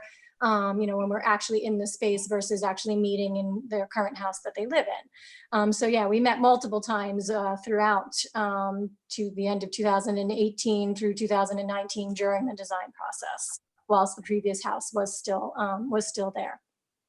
And during those visits, did you go into the crawl space and see the terracotta foundation that now all of a sudden the house is gone and you've decided can't support? Yes, I did see the terracotta foundation. There is still areas of terracotta foundation that remain that were considered structurally stable to support the home. And there were other areas of foundation. It wasn't actually the terracotta foundation that we removed. The area of foundation that we removed on the front of the home was a cinder block foundation that was done in a later edition and was only about 18 inches to 24 inches below grade, which is not to current code. Current code requires 42 inches below grade, and it also had no footings. So therefore, that was the part that was considered structurally unstable from a foundation perspective. And that's the part of the foundation we removed. We did not remove the terracotta foundation. It is still there. Are you aware of the Historical Preservation Commission's latest recommendation on this application? You cited that they were in approval. Maybe you're not aware that there is a report from the Historic Preservation Commission that was issued in November 28th, 2019, into which the Historic Preservation Commission has continued to take exception to this application at both hearings, January 16th and February 21st. And that objection reads, the prior house was torn down because it was allegedly structurally unsound, but no structural engineering report was submitted along with the application. Absent that report, the Historic Preservation Commission advises the Board of Adjustment to not approve the application. The HPC also notes that the design of the proposed house is not contextual with the surrounding neighborhood.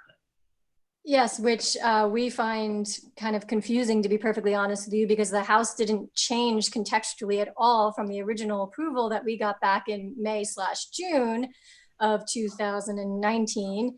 And in which case the HPC said they had no objections whatsoever and said that it was historically fitting in the neighborhood. And like I said, nothing changed design-wise or material-wise from that point to the time we reapplied because of the structural issues.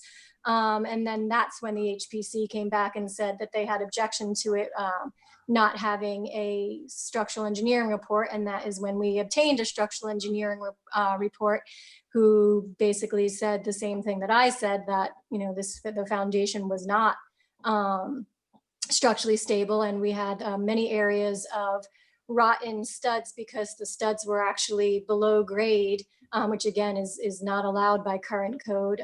Wood has to remain 8 inches above grade, and our wood was actually below grade, and the bottom of the studs were all black and rotten, which is why we had to replace sections of wall and the sections of foundation that were cinder block.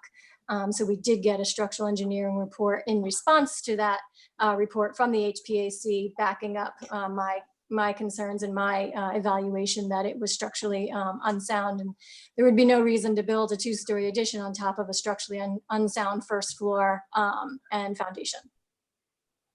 I wouldn't expect you to, but the point goes back to the HPC. I believe, is it not true that they have still objected to this construction? Mr. Chairman, the question was already asked and she already answered the question. Yeah, I think you're asking the same question over again. The Historic Preservation Commission said one thing, now they said something else. I think we get that. You know, that's part of what we will evaluate. I have I have another question, which is, what is the material that is going to be used for the exterior of the house? Is this wood? Is this wood clapboard, or is it a fake product? So I assume you're referring to the siding, and the siding is proposed to be a hardy board product, a cement board, clapboard siding with board and batten accents. Not wood, then. No. Not wood. And what is the material that is to be used for this chimney that is prominent in the front of the house, which you say replicates what was on the property when the property was purchased? It was not even an original chimney. What is that material? I saw a drawing of it, but I'm not sure that the material is what appears in the drawing. Stonework. And what kind of stonework? Is that real granite, blue state stone, or is it faux stone? I don't know whether the Flaxes have picked out an actual finished stone. It's a 2-inch stone veneer. I don't know if John is there and wants to chime in if he's actually picked out an actual stone. It's not brick though, right? Correct?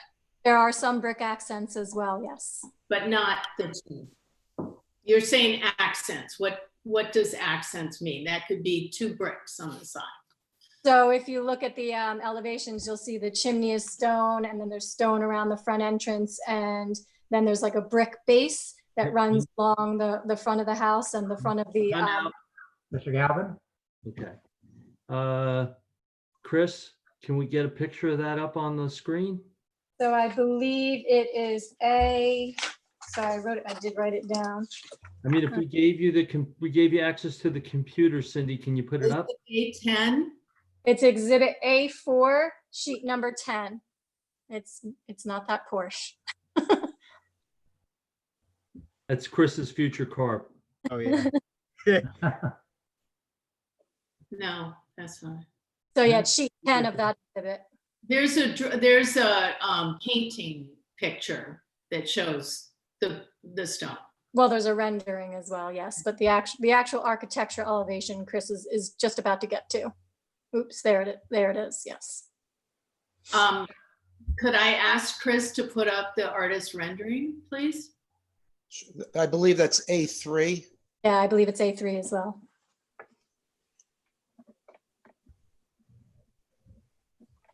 All right, how am I doing? Hold on, let me rotate this. Yep, you got it. There we go. Thank you. So yes, the previous chimney on the existing home was a stucco, and we are proposing the chimney to be a stone.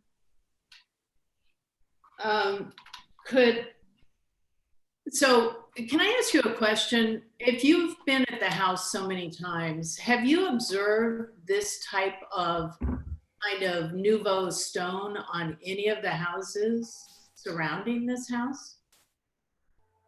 What do you mean by nouveau stone? Well, it's not at all architecturally contextual with the neighborhood and the chimneys that surround. They're brick turn-of-the-century chimneys, and this is a prominent focal point with stone that is not architecturally in context with the neighborhood. It's recording. We can pick it up on. Is there a question? Well, my question was if she has noticed that there are other homes that surround this home with this type of material, both the non-wood siding and the stone or veneer stone chimney that is prominent. I'm just asking if there are other homes that are contextual with this in an architectural neighborhood. Yeah, of course. I mean, this is a very common material in modified and renovated homes, stone veneer and the hardy board siding. I mean, most homes that we do, unless they're actually historically registered on like a national historic registry, we very rarely do wood siding anymore because of the maintenance issue. So could I ask Chris to maybe show exhibits number 1? Wait. Are you looking to show exhibits that you're presenting? Well, I was going to ask her about them. I'm not sure if. Okay. Are you asking about applicants exhibit 1 or which exhibit 1 are we talking about? I'm sorry, I couldn't hear you. Which exhibit 1 are we talking about? The applicant's exhibit 1 or? No, it was one of mine, which I know the board has probably reviewed the exhibits, so I don't You want have to wait. I don't want to take your time. I think I could do that at the end to show. You have to produce your case. Okay. I understand why it would be expedient to do that right now, but we can't. All right, that's fine. Okay. You were asking, let me talk. You were asking Ms. Bonnerlay questions about something that she drafted in the file. That was totally appropriate. Good job. Okay. I But have now, only when you one more start to ask about, I'm still talking. Now that you want to introduce your own exhibit, we can't allow that because your exhibit's not in evidence yet, even though you gave it to us. Okay, all right. Go ahead. I just have one last question, and it may not be under her purview, the architect, it may be the landscaper, but I had a question about the black metal fencing that's going to go on the front border and along my eastern border of the property. I don't know if that's Ms. Chile, that would be a question that would be more appropriately directed to Mr. Gimigliano at the appropriate time. okay, great. All right. That's Okay. it. I don't like to do this in the middle of a witness, but we're getting to the point we normally take a break. So I'm going to suggest we take a 5-minute break. I know none of us are going to go very far, but come back in 5 minutes and we'll pick up questioning if there's any more for Cindy Barraway.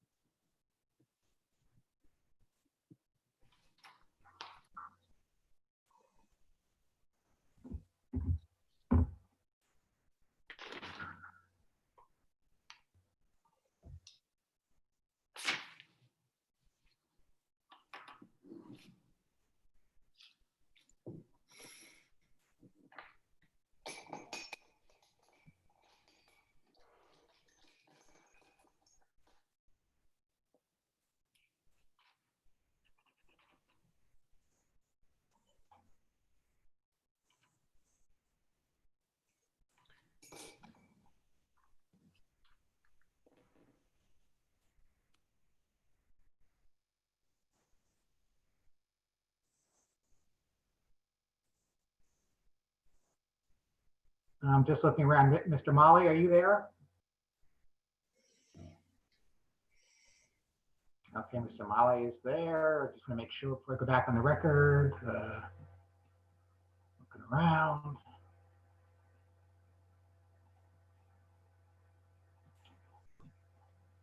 Okay, court reporter, are you ready? Yep. Applicant, are you there? I hope so. Okay. I'm Mr. Chairman. I'd just like to ask Ms. Bornerle a few follow-up. Well, just to make sure, I just make sure. Give me 1 second. Sorry. See, one more There's board- Michael. Michael just came back. Yeah. All right, I think we're good. So we are back on the record. Mr. Simon? Thank you, Mr. Chairman. Ms. Bornerle, just a few follow-up questions. Number one, if you knew what you know today in terms of the history of the renovations at the property, including the documents that were submitted by Ms. Choulet, would your design have changed at all? Just that obviously if we knew there were structural issues, we would have addressed them beforehand rather than after the Right. fact. Other than that, but in terms of the look of and the design of the house today, would anything have changed? I don't think so, because there really was nothing of historical significance left in what was there currently anyway. The original portion had sort of been swallowed by 1950s additions. And in fact, speaking of the 1950s additions, when you previously testified about the house being 1950s, that's based on the city of Summit's tax records that reflect the construction date approximately, likely due to the renovations that took place at the property. And again, yeah, it just looks 1950s. And there were questions that Ms. Choulet asked you in terms of the chimney as well as the siding. And I don't know the answer. Did you have an opportunity to kind of determine whether you have any additional information with regard to those components? Yeah, so the stone work, again, will be a veneer. However, it's a real stone veneer. So what they do is they actually take real stone and they cut it down to a 2-inch thick veneer. So it's not a fake stone. It's still a real stone. It's just not solid. And that's for the chimney. Correct. And there's piers like on the front, around the front entrance that also have stone work on them as well. And then for the siding, we're doing the artisanal version of the Hardy board, which has a closer historically accurate, mimicking the traditional clapboard. It's a thicker siding, which gives it more of that shadow line and reveal like a historically accurate wood siding would. Mr. Chairman, I have nothing further at this time. Any other questions from members of the public for this witness? Okay, seeing none, call your next witness. Mr. Okay, Simon. I'd like to call, Mr. Chairman, Mr. Gimigliano, please. And I believe Mr. Galvani's been previously sworn. He has or has not been? No, he has been previously sworn. If he's been previously sworn in this matter, please spell your last name again for the court reporter and then proceed. My last name is Gimigliano, spelled Gimigliano. All right. I just want to note for the record before we get going that we're missing our objector. So I don't know what happened there. All right, you may proceed. Well, wait, Mr. Galvin, I don't know if, yeah, there she is. Oh, here we go. All right. All right, good. Okay. Mr. Gimigliano, you previously testified and were sworn with regard to this application, correct? That's correct. And you continue to be familiar not only with the application, but the property, correct? Yes. And when's the last time you visited the property? I've been to the property twice since the last board meeting, one in the middle of February to take a look at the trees that have been cut down and talk to the applicant about the landscaping. And then I went again yesterday just to get an idea of the current condition of the site before today's meeting. And you had told me, Mark, that the DEP has issued a modification to the original flood hazard permit that was obtained that you testified to last time. That's correct. You remember at the last meeting, we talked about the original permit and how there were some changes to the additions. So we applied for a modification to the permit. That modification was issued at the end of February, and it has approved the new building footprint and the improvements on the site. And you've had an opportunity to review the comments from the various board professionals as part of this application, correct? Yes, I have. And I know we've gone over a lot of them, but I believe there's some that are still outstanding, and I'd like to touch upon them, including actually one that Ms. Choulet referenced. So one of the outstanding comments had to do with installing of columns and a fence in the front of the property. Yes, something that's been added to the plan since the last meeting was a pair of columns at the front of the driveway. They'll flank the driveway. They're 30 inches square and 4 foot tall columns. They'll be about 6 inches off the property line, and they comply with the ordinance requirements. There's also an open style decorative metal fence, 4 feet high, and that's proposed along the front and side property lines. Okay, and there's going to be no gates at the driveway entrances between the columns, correct? That's correct, no gate. And then can you describe any lighting of the columns, including any type of identification numbers or otherwise? Yes, there were a couple questions in the review comments about the columns, whether there be any signs or lighting. What we're proposing is just the street number 57 on each column, a small plaque, and then a small low-level downward-facing light mounted above the plaque, which will illuminate just the plaque and the front of the column. It won't illuminate the adjoining properties or the street or anything like that. And there was a question as to the existing light pole in the front yard and whether that is intended to remain. Yes, that will not remain. That will be removed. Okay, and there also is going to be lighting following the curbing all the way down the driveway, correct? Yeah, the applicant, I believe, will install some ground lighting, very low level lighting along the driveway, which will not illuminate anything other than the driveway. And Ms. Choulet made a reference to a metal fence and a gate, I believe, in the rear of the property. Yes, it's a decorative metal fence that's proposed. It's similar to other metal fences you see in the neighborhood. It's proposed along the front property line, and then next to Ms. Choulet's property, it'll run along about 28 feet along the common property line, just on our side of the line. And we're ending it at that point because that's where her fence starts, and so that way we avoid having two fences back to back. On the other side of the property, Ms. Burke's property, the fence will run down the property line all the way to the back of the home. And at the end, at the back corner of the home, a gate is proposed, which will separate the side yard of our property from the rear yard. And there was a comment requesting confirmation that the runoff is going to be water runoff directed from the 1,180 square foot of the roof area to the proposed dry well. Yes, it's we talked about this in detail at the last meeting, but while the project complies with the impervious coverage requirements, there is a slight increase in impervious cover. And to manage that, we're proposing a dry well in the rear yard. The entire rear roof area will be piped to that dry well. And with that design, there will actually be a reduction in stormwater runoff from the site. And I believe since last time, the driveway has been shifted ever so slightly. Yes, a lot of the discussion at the last meeting was about the landscaping and the trees. And as part of the landscaping plan that we prepared, we shifted the driveway away from Ms. Burke's property. Right now, the driveway is right on the property line, and we've moved it 4 feet away from the property so that it gives us room to plant in between the driveway and the property line. And with regard to that area, since the last meeting, you have provided as part of your revised engineering plan, a modified landscaping plan, correct? That's correct.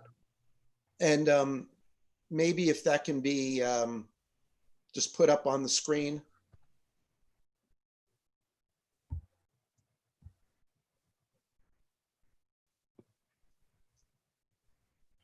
Yeah, it's the actual, and the last engineering plan.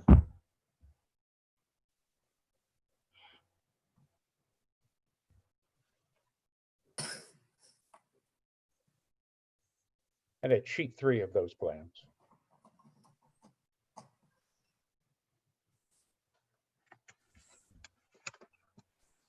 So, Mark, if you can first just identify the plan for the record in terms of the sheet and the date of the plan, please. Yes, this is sheet 3 of the site plans we submitted to support the application. It's titled Landscaping Plan, and it's dated February 19th, 2020.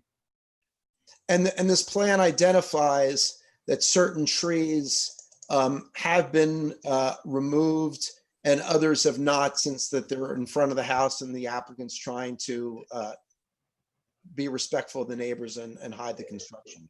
Yes, this plan shows the trees that will remain. It's actually on the first sheet of the plans. If we could shift to the sheet 1 of 3 of these plans, I can show you the trees that have been removed and will be removed as part of this application. Okay, please do. And so this is sheet 1 of the plans. It's titled Lot Development Plan, last revised February 19th of 2020. What I did after the last meeting is I went to the site and we identified those trees that had been removed prior to any disturbance of the site. We surveyed the property, so we located all the trees. This plan shows the trees to be removed and the trees that have been removed. All the trees with an X through them are proposed for removal. The ones with circles around them have been removed. So the trees with a circle and an X through it have already been removed. So that shows what's been done to the site already. And then the other trees that are shown as typical tree symbols, both deciduous and evergreen, have no X through them, and those are the trees to remain. So on the landscaping plan, it shows just the trees to remain and then the proposed landscaping that will be added to the site. And with regard to the trees that were removed, those were all removed pursuant to the tree removal permit that was obtained by from Mr. Linson, correct? Yes, as we discussed at the last meeting, as part of the May approval for this project, the board asked us to remove the ash trees from the site because they were likely to be lost to the emerald ash borer. So those trees were identified for removal, were submitted on the plan as a condition of approval and included on the plan submitted for the grading permit. And then I believe that plan was used to obtain the tree removal permit for the site. And then those trees were removed under that tree removal permit. And you are aware, because you were present at the last meeting and you were present at my comments at the beginning of this meeting, that we are aware that some of the trees on the common property line shared by Mrs. Burke and Mr. Flax were erroneously removed by the tree removal company. And so as a condition of approval, the applicant is going to pay for extensive plantings on Ms. Burke's property. You're aware of that, correct? Yes, I am. And as a result of that, the going to sheet 3 of your plan.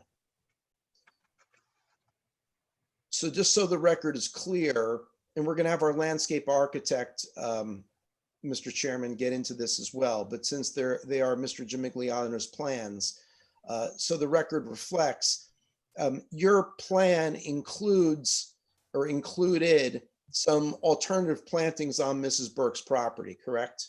That's correct. And that your understanding is that in lieu of those plantings, that Mrs. Burke's landscape architect has recommended certain other plantings that Mr. Flax finds acceptable in terms of paying for, and that they will be installed on Ms. Burke's property. That's correct. And so, and you also, and we'll get into this with our landscape architect, but you also show some plantings on Mr. Flax's property that your understanding is that they may not be necessary or will essentially survive given the extensive plantings that are going to take place on Ms. Burke's property, correct? Yeah, yes, that's correct. They're the plantings along the westerly property line common with Ms. Burke's property. All right, so I'm going to have Mr. Chairman, Mr. Knapp, our landscape architect, get into that with a little bit more detail. And so, so based on that, other than the plantings along the common property line between that are shared by Ms. Burke and Mr. Flax, the other plantings that you show on sheet 3 of your landscaping plan or your engineering plan, they will be installed as depicted, correct? That's correct. All right, I have nothing further from Mr. Gimigliano at this point. All right, I got to jump in here, Rob. Mr. Sheehan, did you have a question or a comment? I have a question for Mr. Gimigliano. Yes. I apologize that I didn't get to you sooner. Yeah, I didn't see it either, sorry. Right. Mr. Gamigliano, I would like you to go back and restate your testimony with regard to the relocation of the entrance driveway and the location of the columns, please. Yes, the driveway will be moved 4 feet to the east, so that's 4 feet away from the west property line. The columns will be placed on either side of the driveway, about 6 inches off both the side and the front property line on the west side, and the column on the east side will be placed about 6 inches off of the front property line. Right, and the column on the west side of the Flax property will be 100% on the property of the applicant and will not encroach on the property of the adjoining Burke property to the west. Is that correct? That is correct. And how many feet is the driveway going to be moved to the east, please? 4 feet. So it'll be 4 feet off of the property line, and the column is about 2.5 feet in, it's a square column, 2.5 feet wide by 2.5 feet deep. Okay, thank you. That's all I have. Okay, I'm going to go to Mr. Dower first. Do you have any questions for this witness, Mr. Dower? He's already answered every question. The discussion regarding the amount of water that's going to be directed to the seepage pit, he just has to confirm that it's going to be, he did confirm that it's going to be the 1,180 cubic feet. And I believe we still need calculations to support the sizing of the seepage pit to accept that.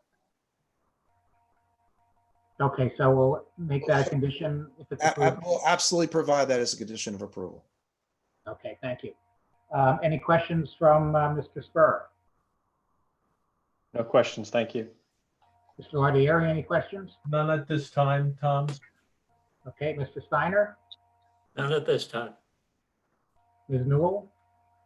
No. Mr. Mullen? No questions. Mr. Malay? No questions. And Mr. Liketts? No questions. Okay, anybody in the public have a question for this witness? And I don't have many pictures on my screen right now, so I'm not sure who's there, but speak up if anybody has questions. I'd love to ask a few questions. Okay, please state your name and address again for the record. Yes, it's Cornell Choulet and it's 55 Prospect Street. I just have a few questions for the engineer. At what point did you first prepare your survey on this property?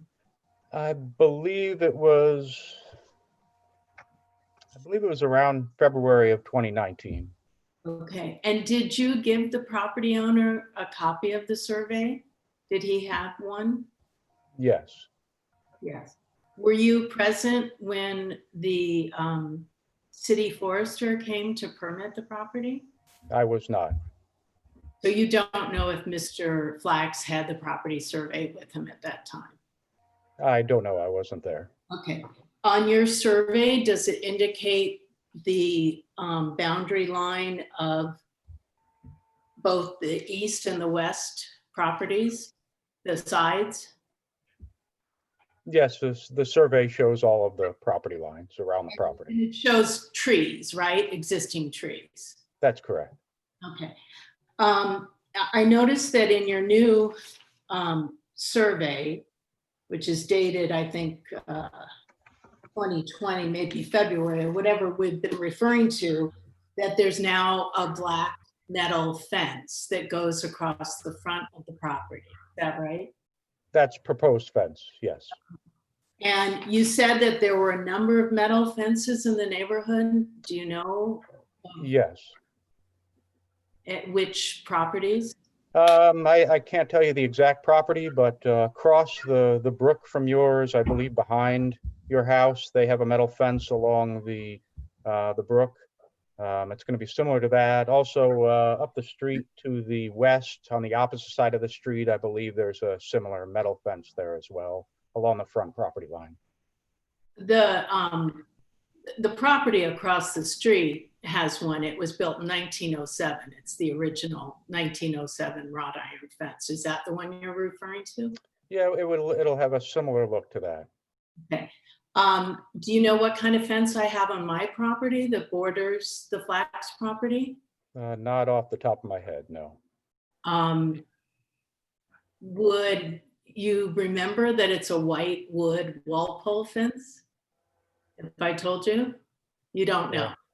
Okay, so I guess my question then is, how is a black metal fence that goes along my driveway going to attach to my white wood Walpole fence that is not at the front of my property? It's not going to attach to your fence. It will end around the same spot that your fence begins to run along that property line. But they will not connect. Okay, so would your client, my neighbor, think about approaching his neighbor so that we could have a compatible fence, since I have an existing white Walpole fence that surrounds my property? The engineer can't answer that. Mr. Simon? Mr. Flax will be presenting some testimony later, and I'm sure you can ask him at that time. I'm just asking as a courtesy, since I have an existing fence along the boundary, it would be aesthetically more architecturally pleasant to have one fence that borders the property instead of a black metal fence that goes 28 feet that abuts to a white wooden fence with a gate that runs the length of his property, since he's taking advantage of that. That's my question. It sounds like we need to wait for Mr. Flax to get any kind of answer to that. So let's, yeah, do you have any other questions, any different questions? Yeah, I do have another question, which is, since obviously you're entitled to take down whatever trees you want, is there anything that is in this landscaping plan that repairs some of the loss of the privacy that I had in my backyard to the Flax property by the removal of trees that were on his property, but now have been removed? So my back is no longer private. So my question is there a replanting plan to help preserve some of the privacy that existed and some of the value of my property? Mr. Simon? Yeah, Mr. Galvin, that's an inappropriate question, I would contend, for certainly from Mr. Dimigliano. I object to the form of the question. Certainly, when our landscape architect gets up to testify, that Ms. Choulet can ask him questions relating to his expertise as a landscape architect. But again, any tree that was taken down, certainly on the property, other than what we talked about on the border of Ms. Burke's property and Mr. Flax's property, certainly those trees were taken down pursuant to a tree removal permit that was issued by Mr. Linson. Right. I just have one last question, and that is, have you had any contact or information from the City of Summit Shade Tree Commission that has prepared a very carefully prepared list of appropriate trees and plantings? I don't believe we received any review letters from the Shade Tree Commission. and you have not talked to them at all. Wouldn't this be better for the landscaper? Yeah, a couple of things. First of all, certainly that's better for the other witness, Mr. Knapp. I will also tell you that during his testimony that we did receive a comment, Ms. Choulet, from the Environmental Commission that did in fact suggest consulting the Rutgers list of native plants recommended for use in residential landscapes. And Mr. Knapp is going to address that as well. Okay, I just, the only reason I asked was because Mr. Gimigliano had prepared this, and that's why I thought it was appropriate, but I can ask the next witness. I have no further questions. Okay, any other questions from the public for this witness? Okay, seeing none, before you call your next witness, I just want to alert everybody that we're going to end by 10:30. And I don't know how many witnesses, I think you have 2 witnesses left. Seems like a lot to get in, but just keep that in mind, everybody, that we're going to end at 10:30. And if we need to carry it, I believe that carried it, Ms. Nicole said was July 6th, if we don't finish tonight. Yes, that's correct. Okay. All right, Mr. Simon, you may call your next witness. Okay, Michael Knapp, please. So, Mr. Knapp. I don't think Michael was under oath. He has not been sworn, so Mr. Galvin, if you could swear him in, that would be awesome. Yeah. Mr. Knapp, raise your right hand. Do you swear or affirm the testimony about to give in this matter is the truth, the whole truth, and nothing but the truth? Yes, sir. State your full name for the records by your last name. Michael Knapp, K-N-A-P-P. Mr. Knapp, can you give us 3 boards that you've appeared before recently and do not include Summit? Short Hills, Franklin Lakes, and Mawa. All right. Mr. Chairman, do you accept his credentials? Yes, we do. Does anyone have objections to his credentials? All right, you may proceed. Okay, and currently, Mr. Knapp, you are licensed as a certified or licensed landscape architect in New York, New Jersey, and North Carolina, correct? Yes. And you're familiar with the plans and the application and the property, correct? Yes. And you are aware that certain trees were removed per a tree removal permit issued by Mr. Linson in the city of Summit, and then it was subsequently determined that some of the trees removed were in fact on the common property line shared by the Flaxenberg properties, correct? Yes. Okay, and you had been present when I represented, I think twice now, as a condition of approval of the application that we're going to be paying for extensive plantings on Ms. Burke's property per a plan provided by Ms. Burke's landscape architect, correct? Yes. Okay. And you've had a chance to review that plan, correct? I have reviewed it and earlier today spoke with the Todd Group's landscape architect. He superimposed his proposed plan onto our engineering landscape plan so that I could see it contextually. Right. So what we're referring to is the plan, and Chris, if you can please put it up, it's Bart's, I believe, first exhibit. I believe it's N1BS.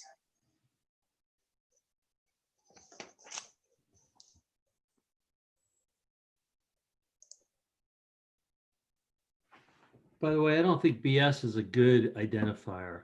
Good to do better next time. Dennis, it was not my idea, I promise. With initials.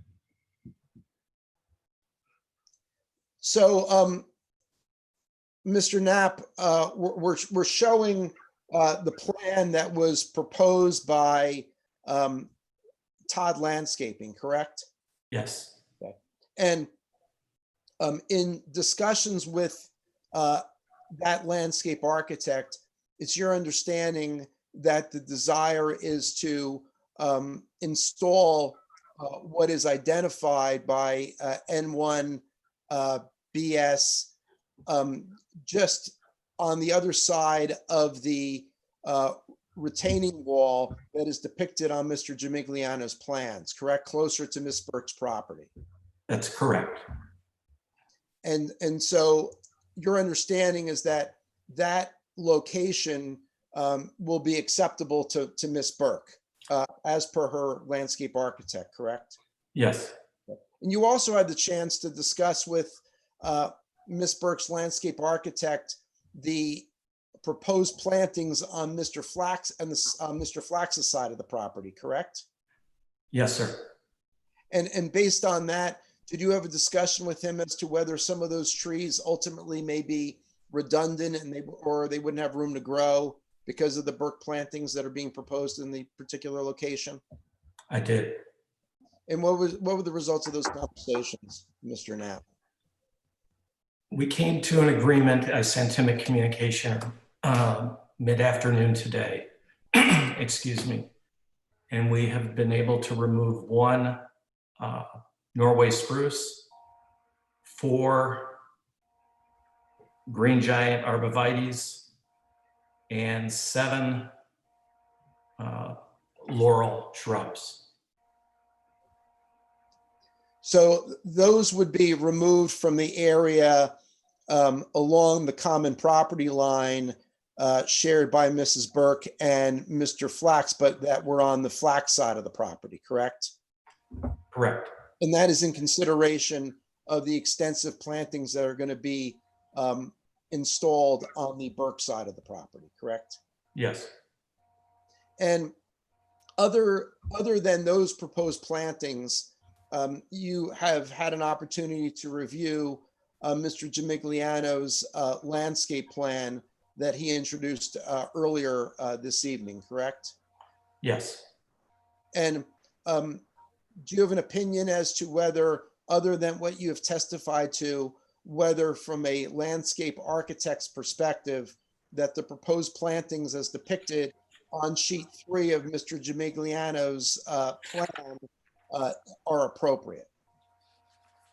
I believe that there is one tree, a Norway maple, which is considered in the state of New Jersey as an invasive species. So we will suggest that that tree be replaced by an October Glory red maple, which is very similar in shape and size and is commonly used in the landscape industry.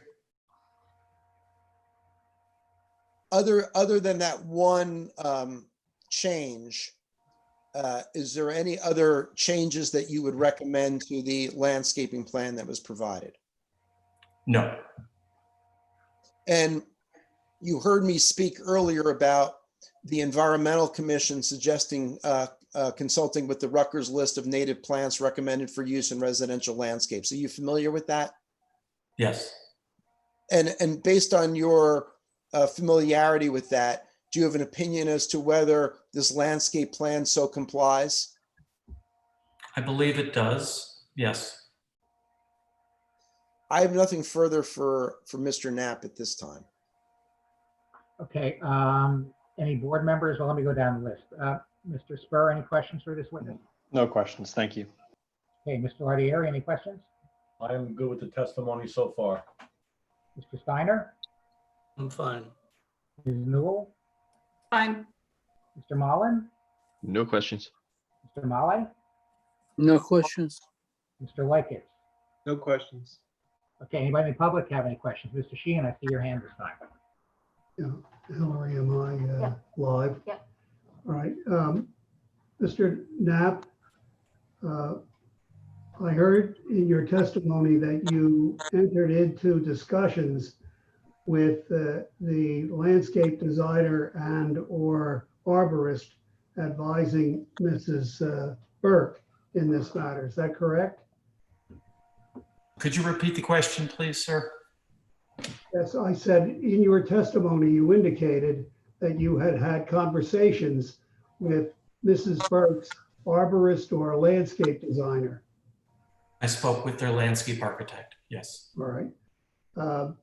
In terms of the description of the redundancy of trees proposed to be planted on the Flax property, could I ask if you would be willing to continue discussions with either Malcolm McBurney, the arborist advising Mrs.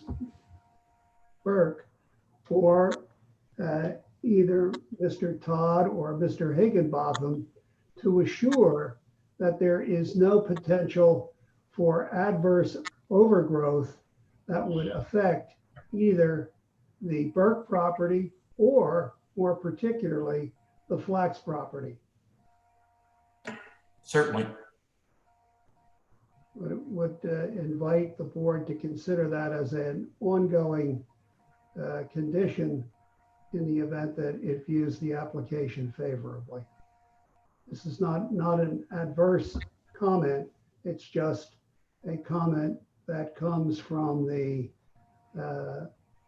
recommendations of the arborist advising Mrs. Burke as to the proximity of the plantings proposed on the Flax property. Mr. Galvin, I assume that's okay as a condition? You're muted. You were muted, Dennis. Yes, my wife wishes she had that button.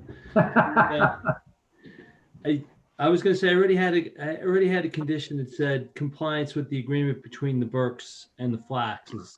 So if they want to get into the extent of the bush growth, I think that should be part of their agreement.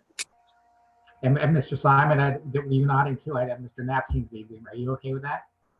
Yeah, it's fine. Okay. Thank you. Okay. Anybody else in the public have questions for this witness? Ms.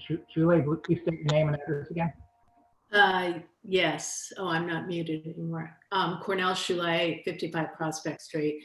I'm just following up with Mr. Simon's comment that I should ask certain questions to the landscape architect that I was asking to the civil engineer who had prepared the plans, but it's not the landscape architect. So I just wanted to ask a similar question, which is whether you had any contact with the Shade Tree Commission in this, that the city of Summit has, or it's a committee, not a commission, that spent a lot of time carefully preparing, you know, native plants that should be used in Summit, types of trees. I just was wondering if that was something that was factored in, since I know people on that committee who've worked hard to prepare this. No, ma'am. No contact? No. You don't have any paper that lists what they have identified, is that correct? What are you referring to? I don't really understand. There is a shade tree committee in the city of Summit that spent an elaborate amount of time and working together to prepare a list of appropriate trees for replanting and native plants for landscaping plans in the city of Summit to maintain the town. And there's a shade tree committee. I'm just surprised that nobody seems to even know it exists. Well, they are not among the city entities that give us reports. We do get reports from the Environmental Commission, and they make suggestions about plants and trees and things like that, but we, on a routine basis, do not get reports from the Shade Tree Committee. Okay, well, that's just interesting, you know, because I know people have put a lot of time into that. Does not Mr. Linson meet with them, and we would get our information from him? Okay. I don't know if I assume he probably does, but our reports don't come from the Shade Tree Committee. Chris, I think you would know that, right? Yes, Nicole? Mr. Linson does meet with the Shade Tree Commission, so I would assume based off of his reports that that would factor in to some degree. Okay, all right.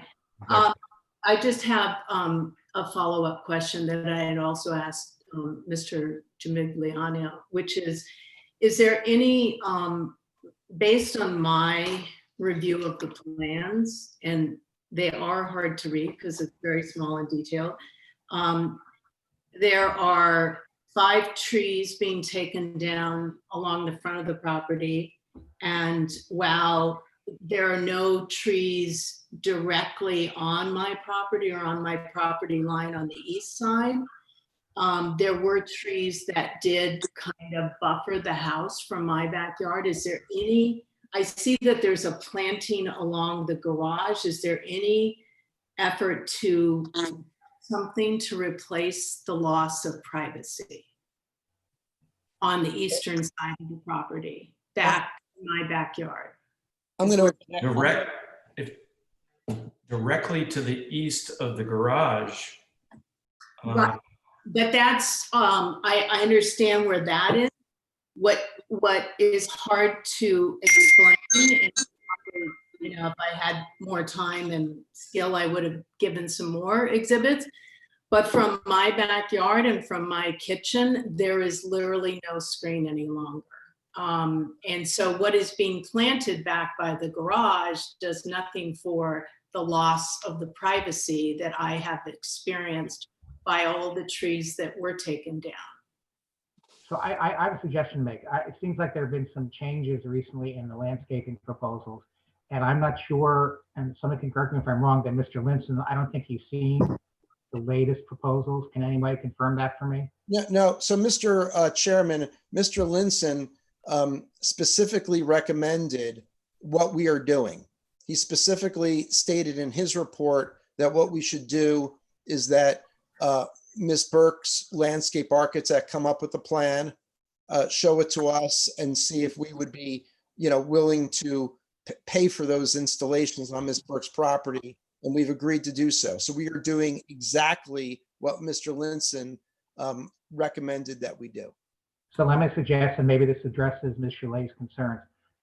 If we don't already have a condition that if we do approve this, that it's conditioned on the forester's review of and formally agreeing, saying what Mr. Simon is correct, but formally saying that he is in agreement with the plan. So it sounds like Mr. Simon's comments that he probably will be, but just so formally we get that on the record. Is that okay, Mr. Simon? As a condition of approval, yes, of course. Okay. I'm just wondering, that's the Burke side of the property. We're now talking about the other side of the property, and I don't know whether or not are we saying that there have been no changes to that landscape plan on that side from what Mr. Linson originally saw? That's correct. And we're receiving testimony now that it has indeed caused a detriment to the property owner on that side with what's been done, and there is nothing planned to replace that. Well, I don't know if there's been any testimony. In fact, there hasn't been any testimony as to any. Well, there's been a question and a witness, or whatever we want to call our neighbor here, who is telling us that she no longer has privacy, and that I think is going to be an issue for the board, Well, what which if we Tom add, may need to get into, and perhaps Mr. Linson needs to look at. what if we add to the condition that Mr. Linson review, if he hasn't already, but make comments on the Chule side of the property? How about that? I think that's a good idea, Mr. Chairman. I just wanted to clarify what Mr. Simon was objecting to the way that Mr. Steiner was explaining himself. I want to clear it up for the record. There was no testimony, but the way the questions were asked by the neighbor, we were smart enough to intuit what her concerns are. Okay. Understood, and certainly as a condition of approval, if Mr. Linson wants to take a look at that, what is it, the east side of the property, that would be acceptable. I have also one question. Has Mr. Linson approved the removal of the 5 additional trees across the front of the property, including a beautiful red maple? Has that been approved and permitted? There are 5 more trees in addition to the 20 that have been taken down that are scheduled to be removed from the property. I'm gonna have to defer that to the engineer. You can ask Mr. Jamaica. Mr. Simon, your turn. The original permit had 20 trees to be removed. There are now 25 to be removed. It's not clear to me on the permit which trees are the additional trees, although the trees on the front of the property appear to be shown on the permit to me. So clearly it's going to need to be an updated permit from Mr. Linson, and he'll take a look at the entire plan to confirm that those trees can come down. So the 5 trees being questioned by Ms. Chule at the moment have not so far been permitted to be removed. No, I have the permit in front of me, and there were 20 trees that were permitted. And there are now 25 trees, 5 additional ones that were not on one of the earlier plans that are all across the front of the property, which will also cause a loss of screen to my east side windows. So if I heard Mr. Jimignano correctly, that will still need to be applied for a permit, and so that has not happened yet. Is that correct? That, I don't believe so, based on, I'm just looking at Mr. Linson's Okay. permit.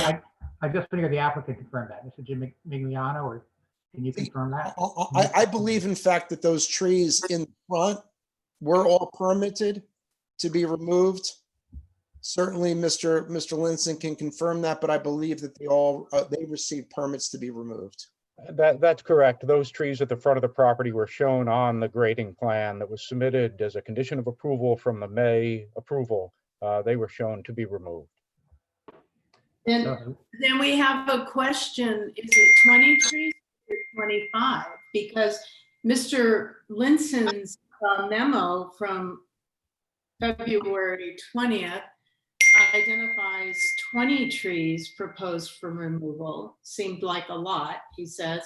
But now everyone is talking about the fact that there are 25 trees being removed and still trees to be removed. So the ones that are X'd out across the front of the property are still there. They have not yet been removed. So I don't know, is it 20 or is it 25?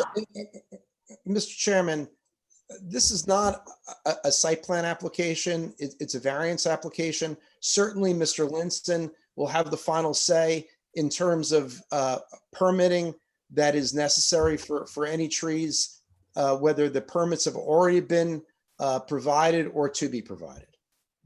So let's just be explicit about it. So the 5 trees that Mr. Lay is questioning will not be removed without a permit if a permit is needed to remove them. Is that what the applicant is saying? If they've not been, permitted to be removed, certainly they need to be permitted to be removed. Absolutely. Okay. All right, we have that on the record. Okay. Any other questions for this witness? Thank you. Now I can hear you. Excuse me. Delay. You done questioning, Mr. Lay? Oh, no, I'm fine, thank you. Anybody else in the public with questions? Seeing none? Okay. Okay, I believe it's Mr. Steck. I don't know if Mr. Steck is there. I don't see him. I saw him earlier. I don't see him anymore. Well, then I guess at this Mr. point, Steck's name is there, but he's now unmuted, so I think he may be trying to get on. okay, let's just wait a minute for him. Okay. Now he. There he is. Mr. Steck, good evening. Good evening. I believe that, I'm not sure if Mr. Steck has previously been sworn. He is not. I don't remember. Could you wait 1 minute because I have to communicate with another hearing. If you'd wait just 1 second, please. Okay. Sure. Let me just remind everyone, we're going to have to stop at 10:30, so just keep that in mind. We have so deliberations, and I think we want to hear from Mr. Flax too. Mr. Steck, you okay? I am not because I'm in this other hearing, All unfortunately. right, so why don't we do this? Why don't we go to Mr. Flax? All right, Peter, we're probably not going to reach you tonight. Yep. We're not going to reach you. Thank you. All right, Okay. you're good to go, man. Let's hear from Mr. Flax, and then we'll adjourn or carry the case. Okay, can everybody hear me? Yes. Okay, great. I want to thank the board for taking the time to listen to all the expert witness testimony tonight. I know it's been a long night, so I don't want to take up too much more time. Real briefly, over 2 years ago, my wife and I purchased 57 Prospect with great excitement and anticipation. We've lived in Summit for the past 5 years in a home we love, but have outgrown. We were thrilled to find a house in a location very desirable to us near town, and a home that we saw great potential in by enlarging, improving, and modernizing. We had done some small work in the past on our current home and found the process well worth it when seeing the final outcome. Around 13 months ago, we came in front of this board and asked for 3 variances: a side yard, combined side yard, and generator. We were granted them with unanimous consent from the board and no issues or negative comments from the public or staff professionals. Then around 9 months ago, we encountered serious safety and code issues in a couple of walls and foundation areas of the house. They needed to be fixed. We had a choice of putting a Band-Aid on it, or because we knew we'd be in the house for the next 20 years, of properly fixing it so those areas would be like new. I have a wife and 3 small children whose health and well-being mean more to me than anything else on earth, so this was a no-brainer. Yes, it would be at a greater expense to us, but well worth it to do. I relied on the experts, my architect, my builder, to guide me and tell me this was okay, so we did it. And why wouldn't I think it was okay? The Summit's very own ordinances say you have the right to safely repair any issue, even something non-conforming, as long as you weren't making any existing deviation worse, which we weren't. Neither they nor my family were trying to avoid our legal responsibilities and obligations, but rather trying to achieve the safest construction possible, even at considerable additional expense. So 7 months ago, we came in front of this board, and without any design changes, lot coverage, side yard, combined side yard, or generator changes, my neighbors who had no issues the first time around came to contest our application.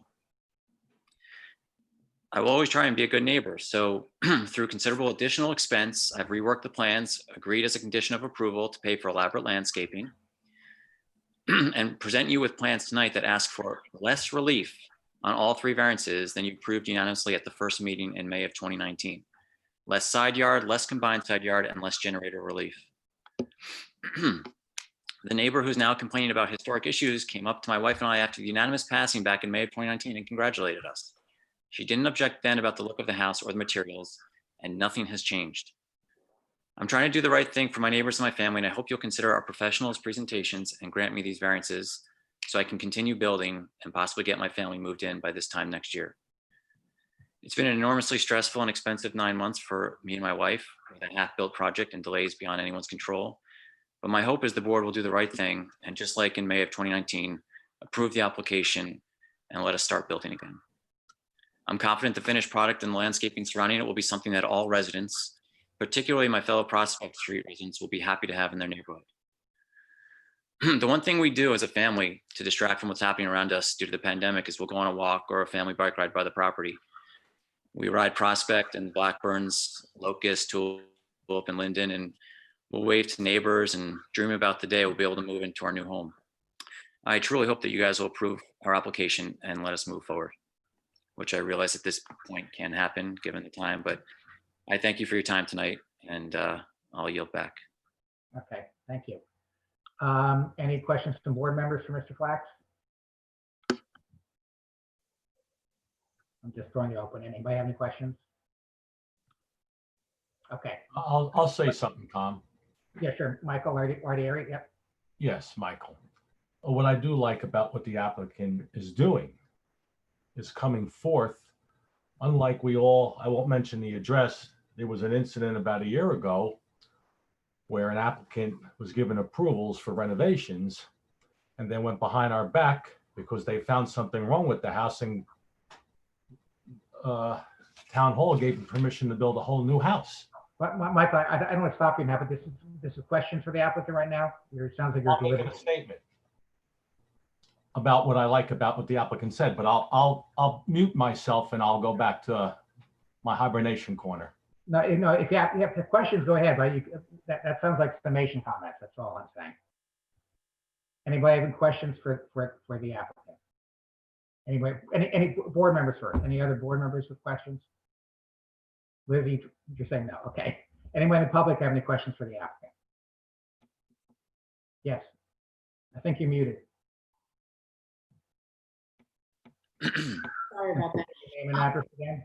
I feel very strongly about neighborliness, and I know that. For the record, please state your name and address again. Cornell Choulet at 55 Prospect Street. Remember, you have to ask questions right now. It's not, we just stopped Mr. Laderi from commenting, so. Okay, I want to ask him because earlier Mr. Simon said, or Mr. Gimigliano, when I raised the question about the fence, they said I should ask Mr. Flax my question, which is whether or not he would be willing to work with his neighbor to have a conforming fence along my property line, since I have an existing white wood whirlpool fence. And it will look very disjointed along the front. It's my front yard to have a black metal fence that then butts up against a white whirlpool fence. And so my request to Mr. Flax is, isn't that something that you would be willing to work with your neighbor on so that it is a conforming fence along the eastern boundary line? Just because it's gonna look very disjointed.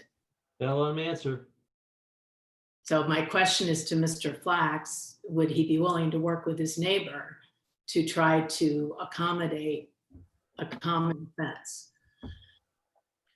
I mean, it's certainly something we can discuss. The property line that you're referring to is so heavily landscaped as it is, and granted, at the beginning of your driveway, it is not, but the rest of it is, that where we're proposing the fence, you're not going to see, I mean, it's not that it's not non-conforming. You're talking about just possibly matching.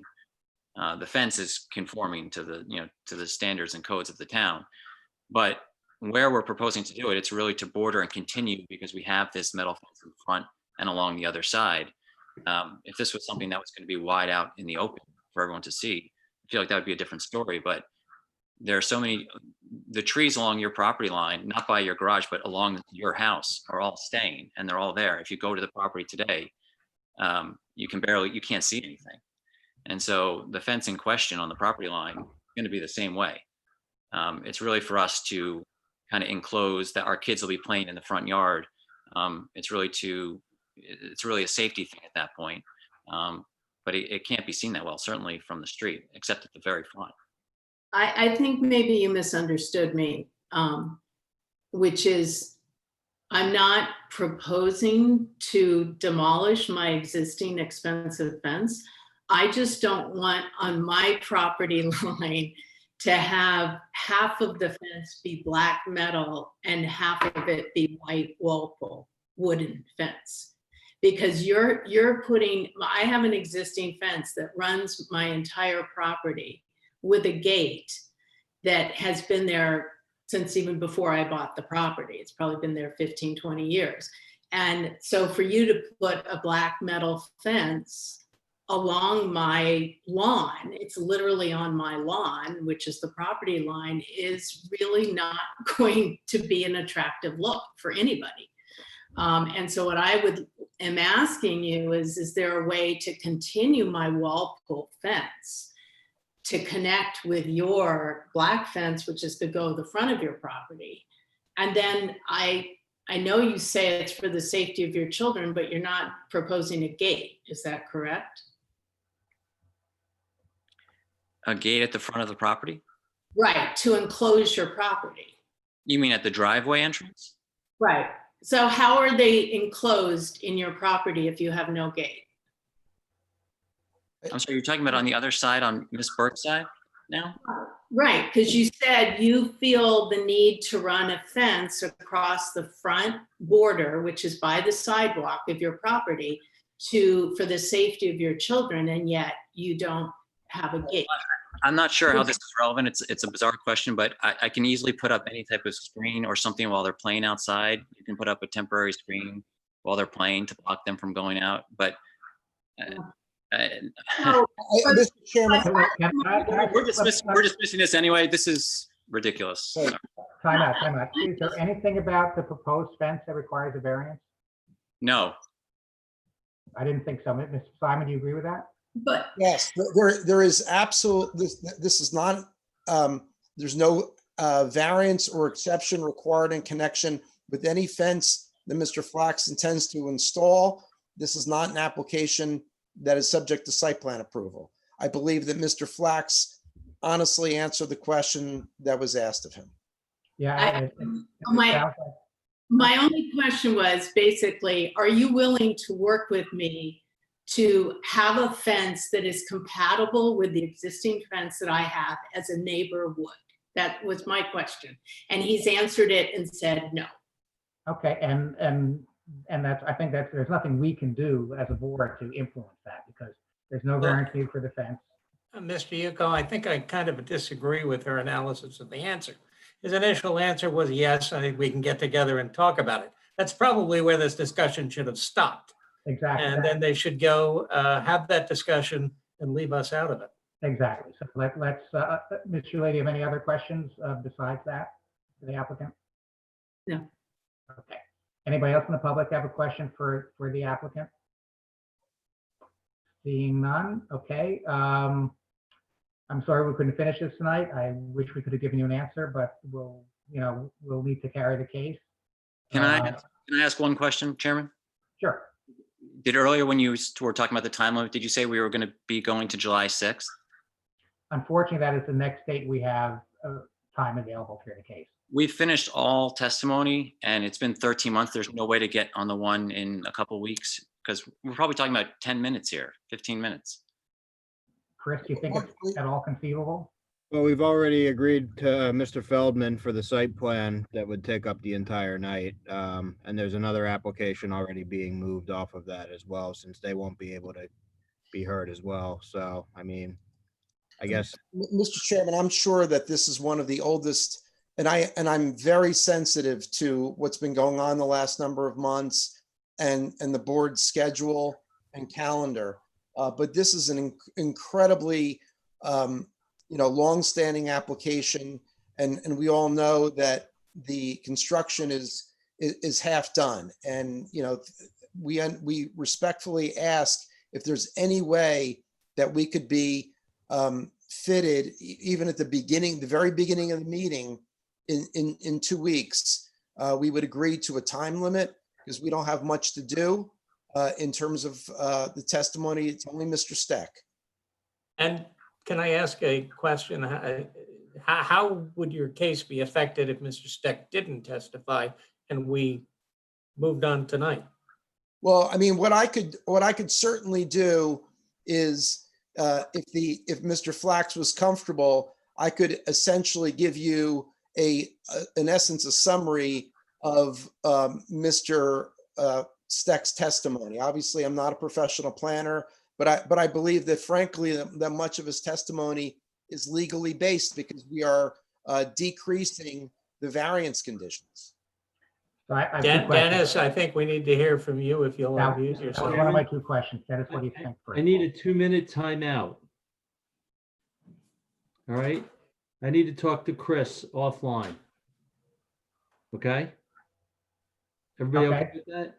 Okay. So Chris, mute yourself and call me. All right, so we're off the record.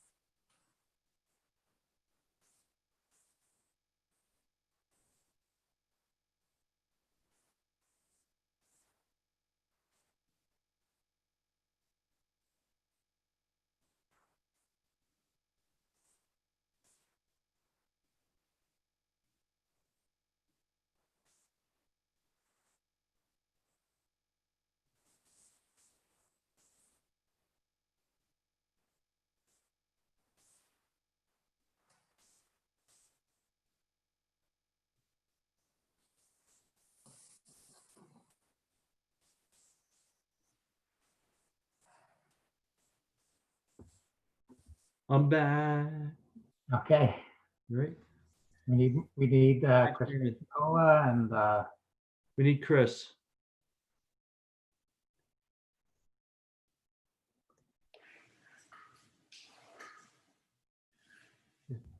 I don't see Chris yet.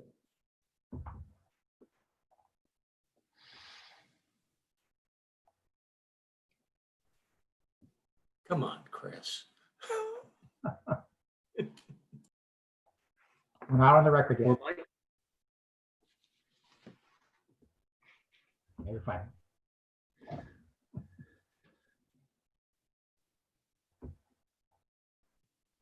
There's Michael. Ms. Chule, I have a question for you.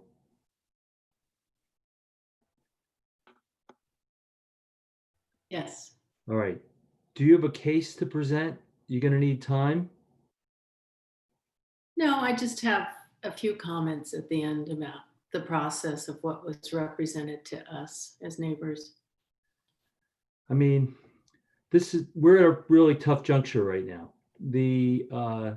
If we try to pursue, if I let you go forward and try to proceed, we could be here for another hour. So we can't carry it to the next meeting night because we've got somebody on with a very complicated site plan. And if we put you on after it, we don't know if we're going to reach you.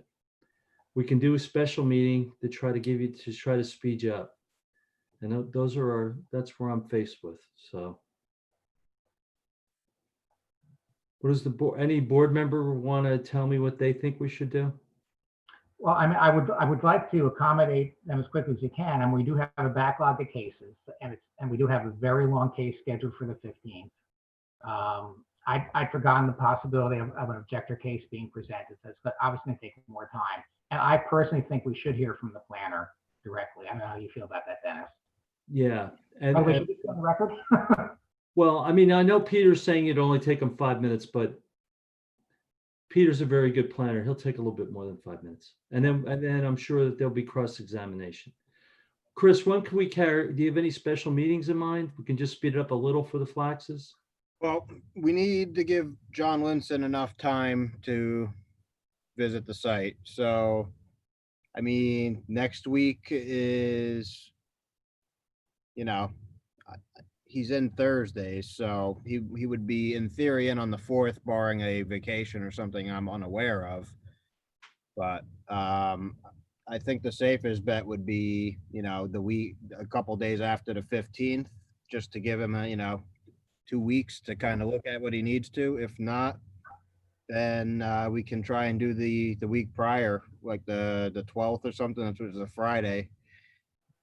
Hey, Chris. Fridays are tough, dude. Sorry Not a good idea. Does John do that if his approval is going to be a condition on the approval anyway? Does he need to comment now? He's advising us. And what if we think, what if we want his input because we want to see if Mrs. Chule's point is something we should be concerned about? Or let me make a suggestion. What if we try for a special meeting on the 17th? That's reasonable, yeah. That's a Wednesday? I'm a board attorney in a town, and I have a hearing that night that is going forward. Well, how about the 16th or the 18th? Man, 16th is good for me. Not the 18th. 16th is good. how's the 16th? So that'd be one day after the meeting that, they want it anyway. I think that's. Okay, so let me, board members, is 16th okay? I want to make sure I have enough board members. Raise your hands if it's okay. Okay, I'm seeing a few hands go up. All right, why don't we do that? Why don't we shoot for the 16th? And we'll try to finish it that night. I appreciate it. Just Thank Tom, you. a real quick question. So if that's a special meeting for the Flaxes, does it make sense? I mean, Chris, are there any other cases that, just because we're going to be, setting apart a time of our evening, any other cases or matters we could hear to make better use of that time? No, I don't think anything else has been deemed complete, or I don't think we have anything we can squeeze in, unfortunately, in the time frame. If there is, I'll certainly try and get it in, but we want to make sure we give staff the appropriate time. So Sure. if it's possible, I will definitely. Fair enough. Thanks. Hey, in light of that, why don't we consider carrying it to the 15th? And then if we figure out for sure that we can't hear it on the 15th, then we'll carry it to the 16th. And you'll notice the special meeting. Yeah, we could do that too. So, I see Mr. Steck. Mr. Steck, can you come off of mute, please? You're on mute, Mr. Steck. There you go. Yes, I was caught speeding between meetings, so. What about they're suggesting the 15th? 15th is fine of June. Okay, that's a Monday. Yep.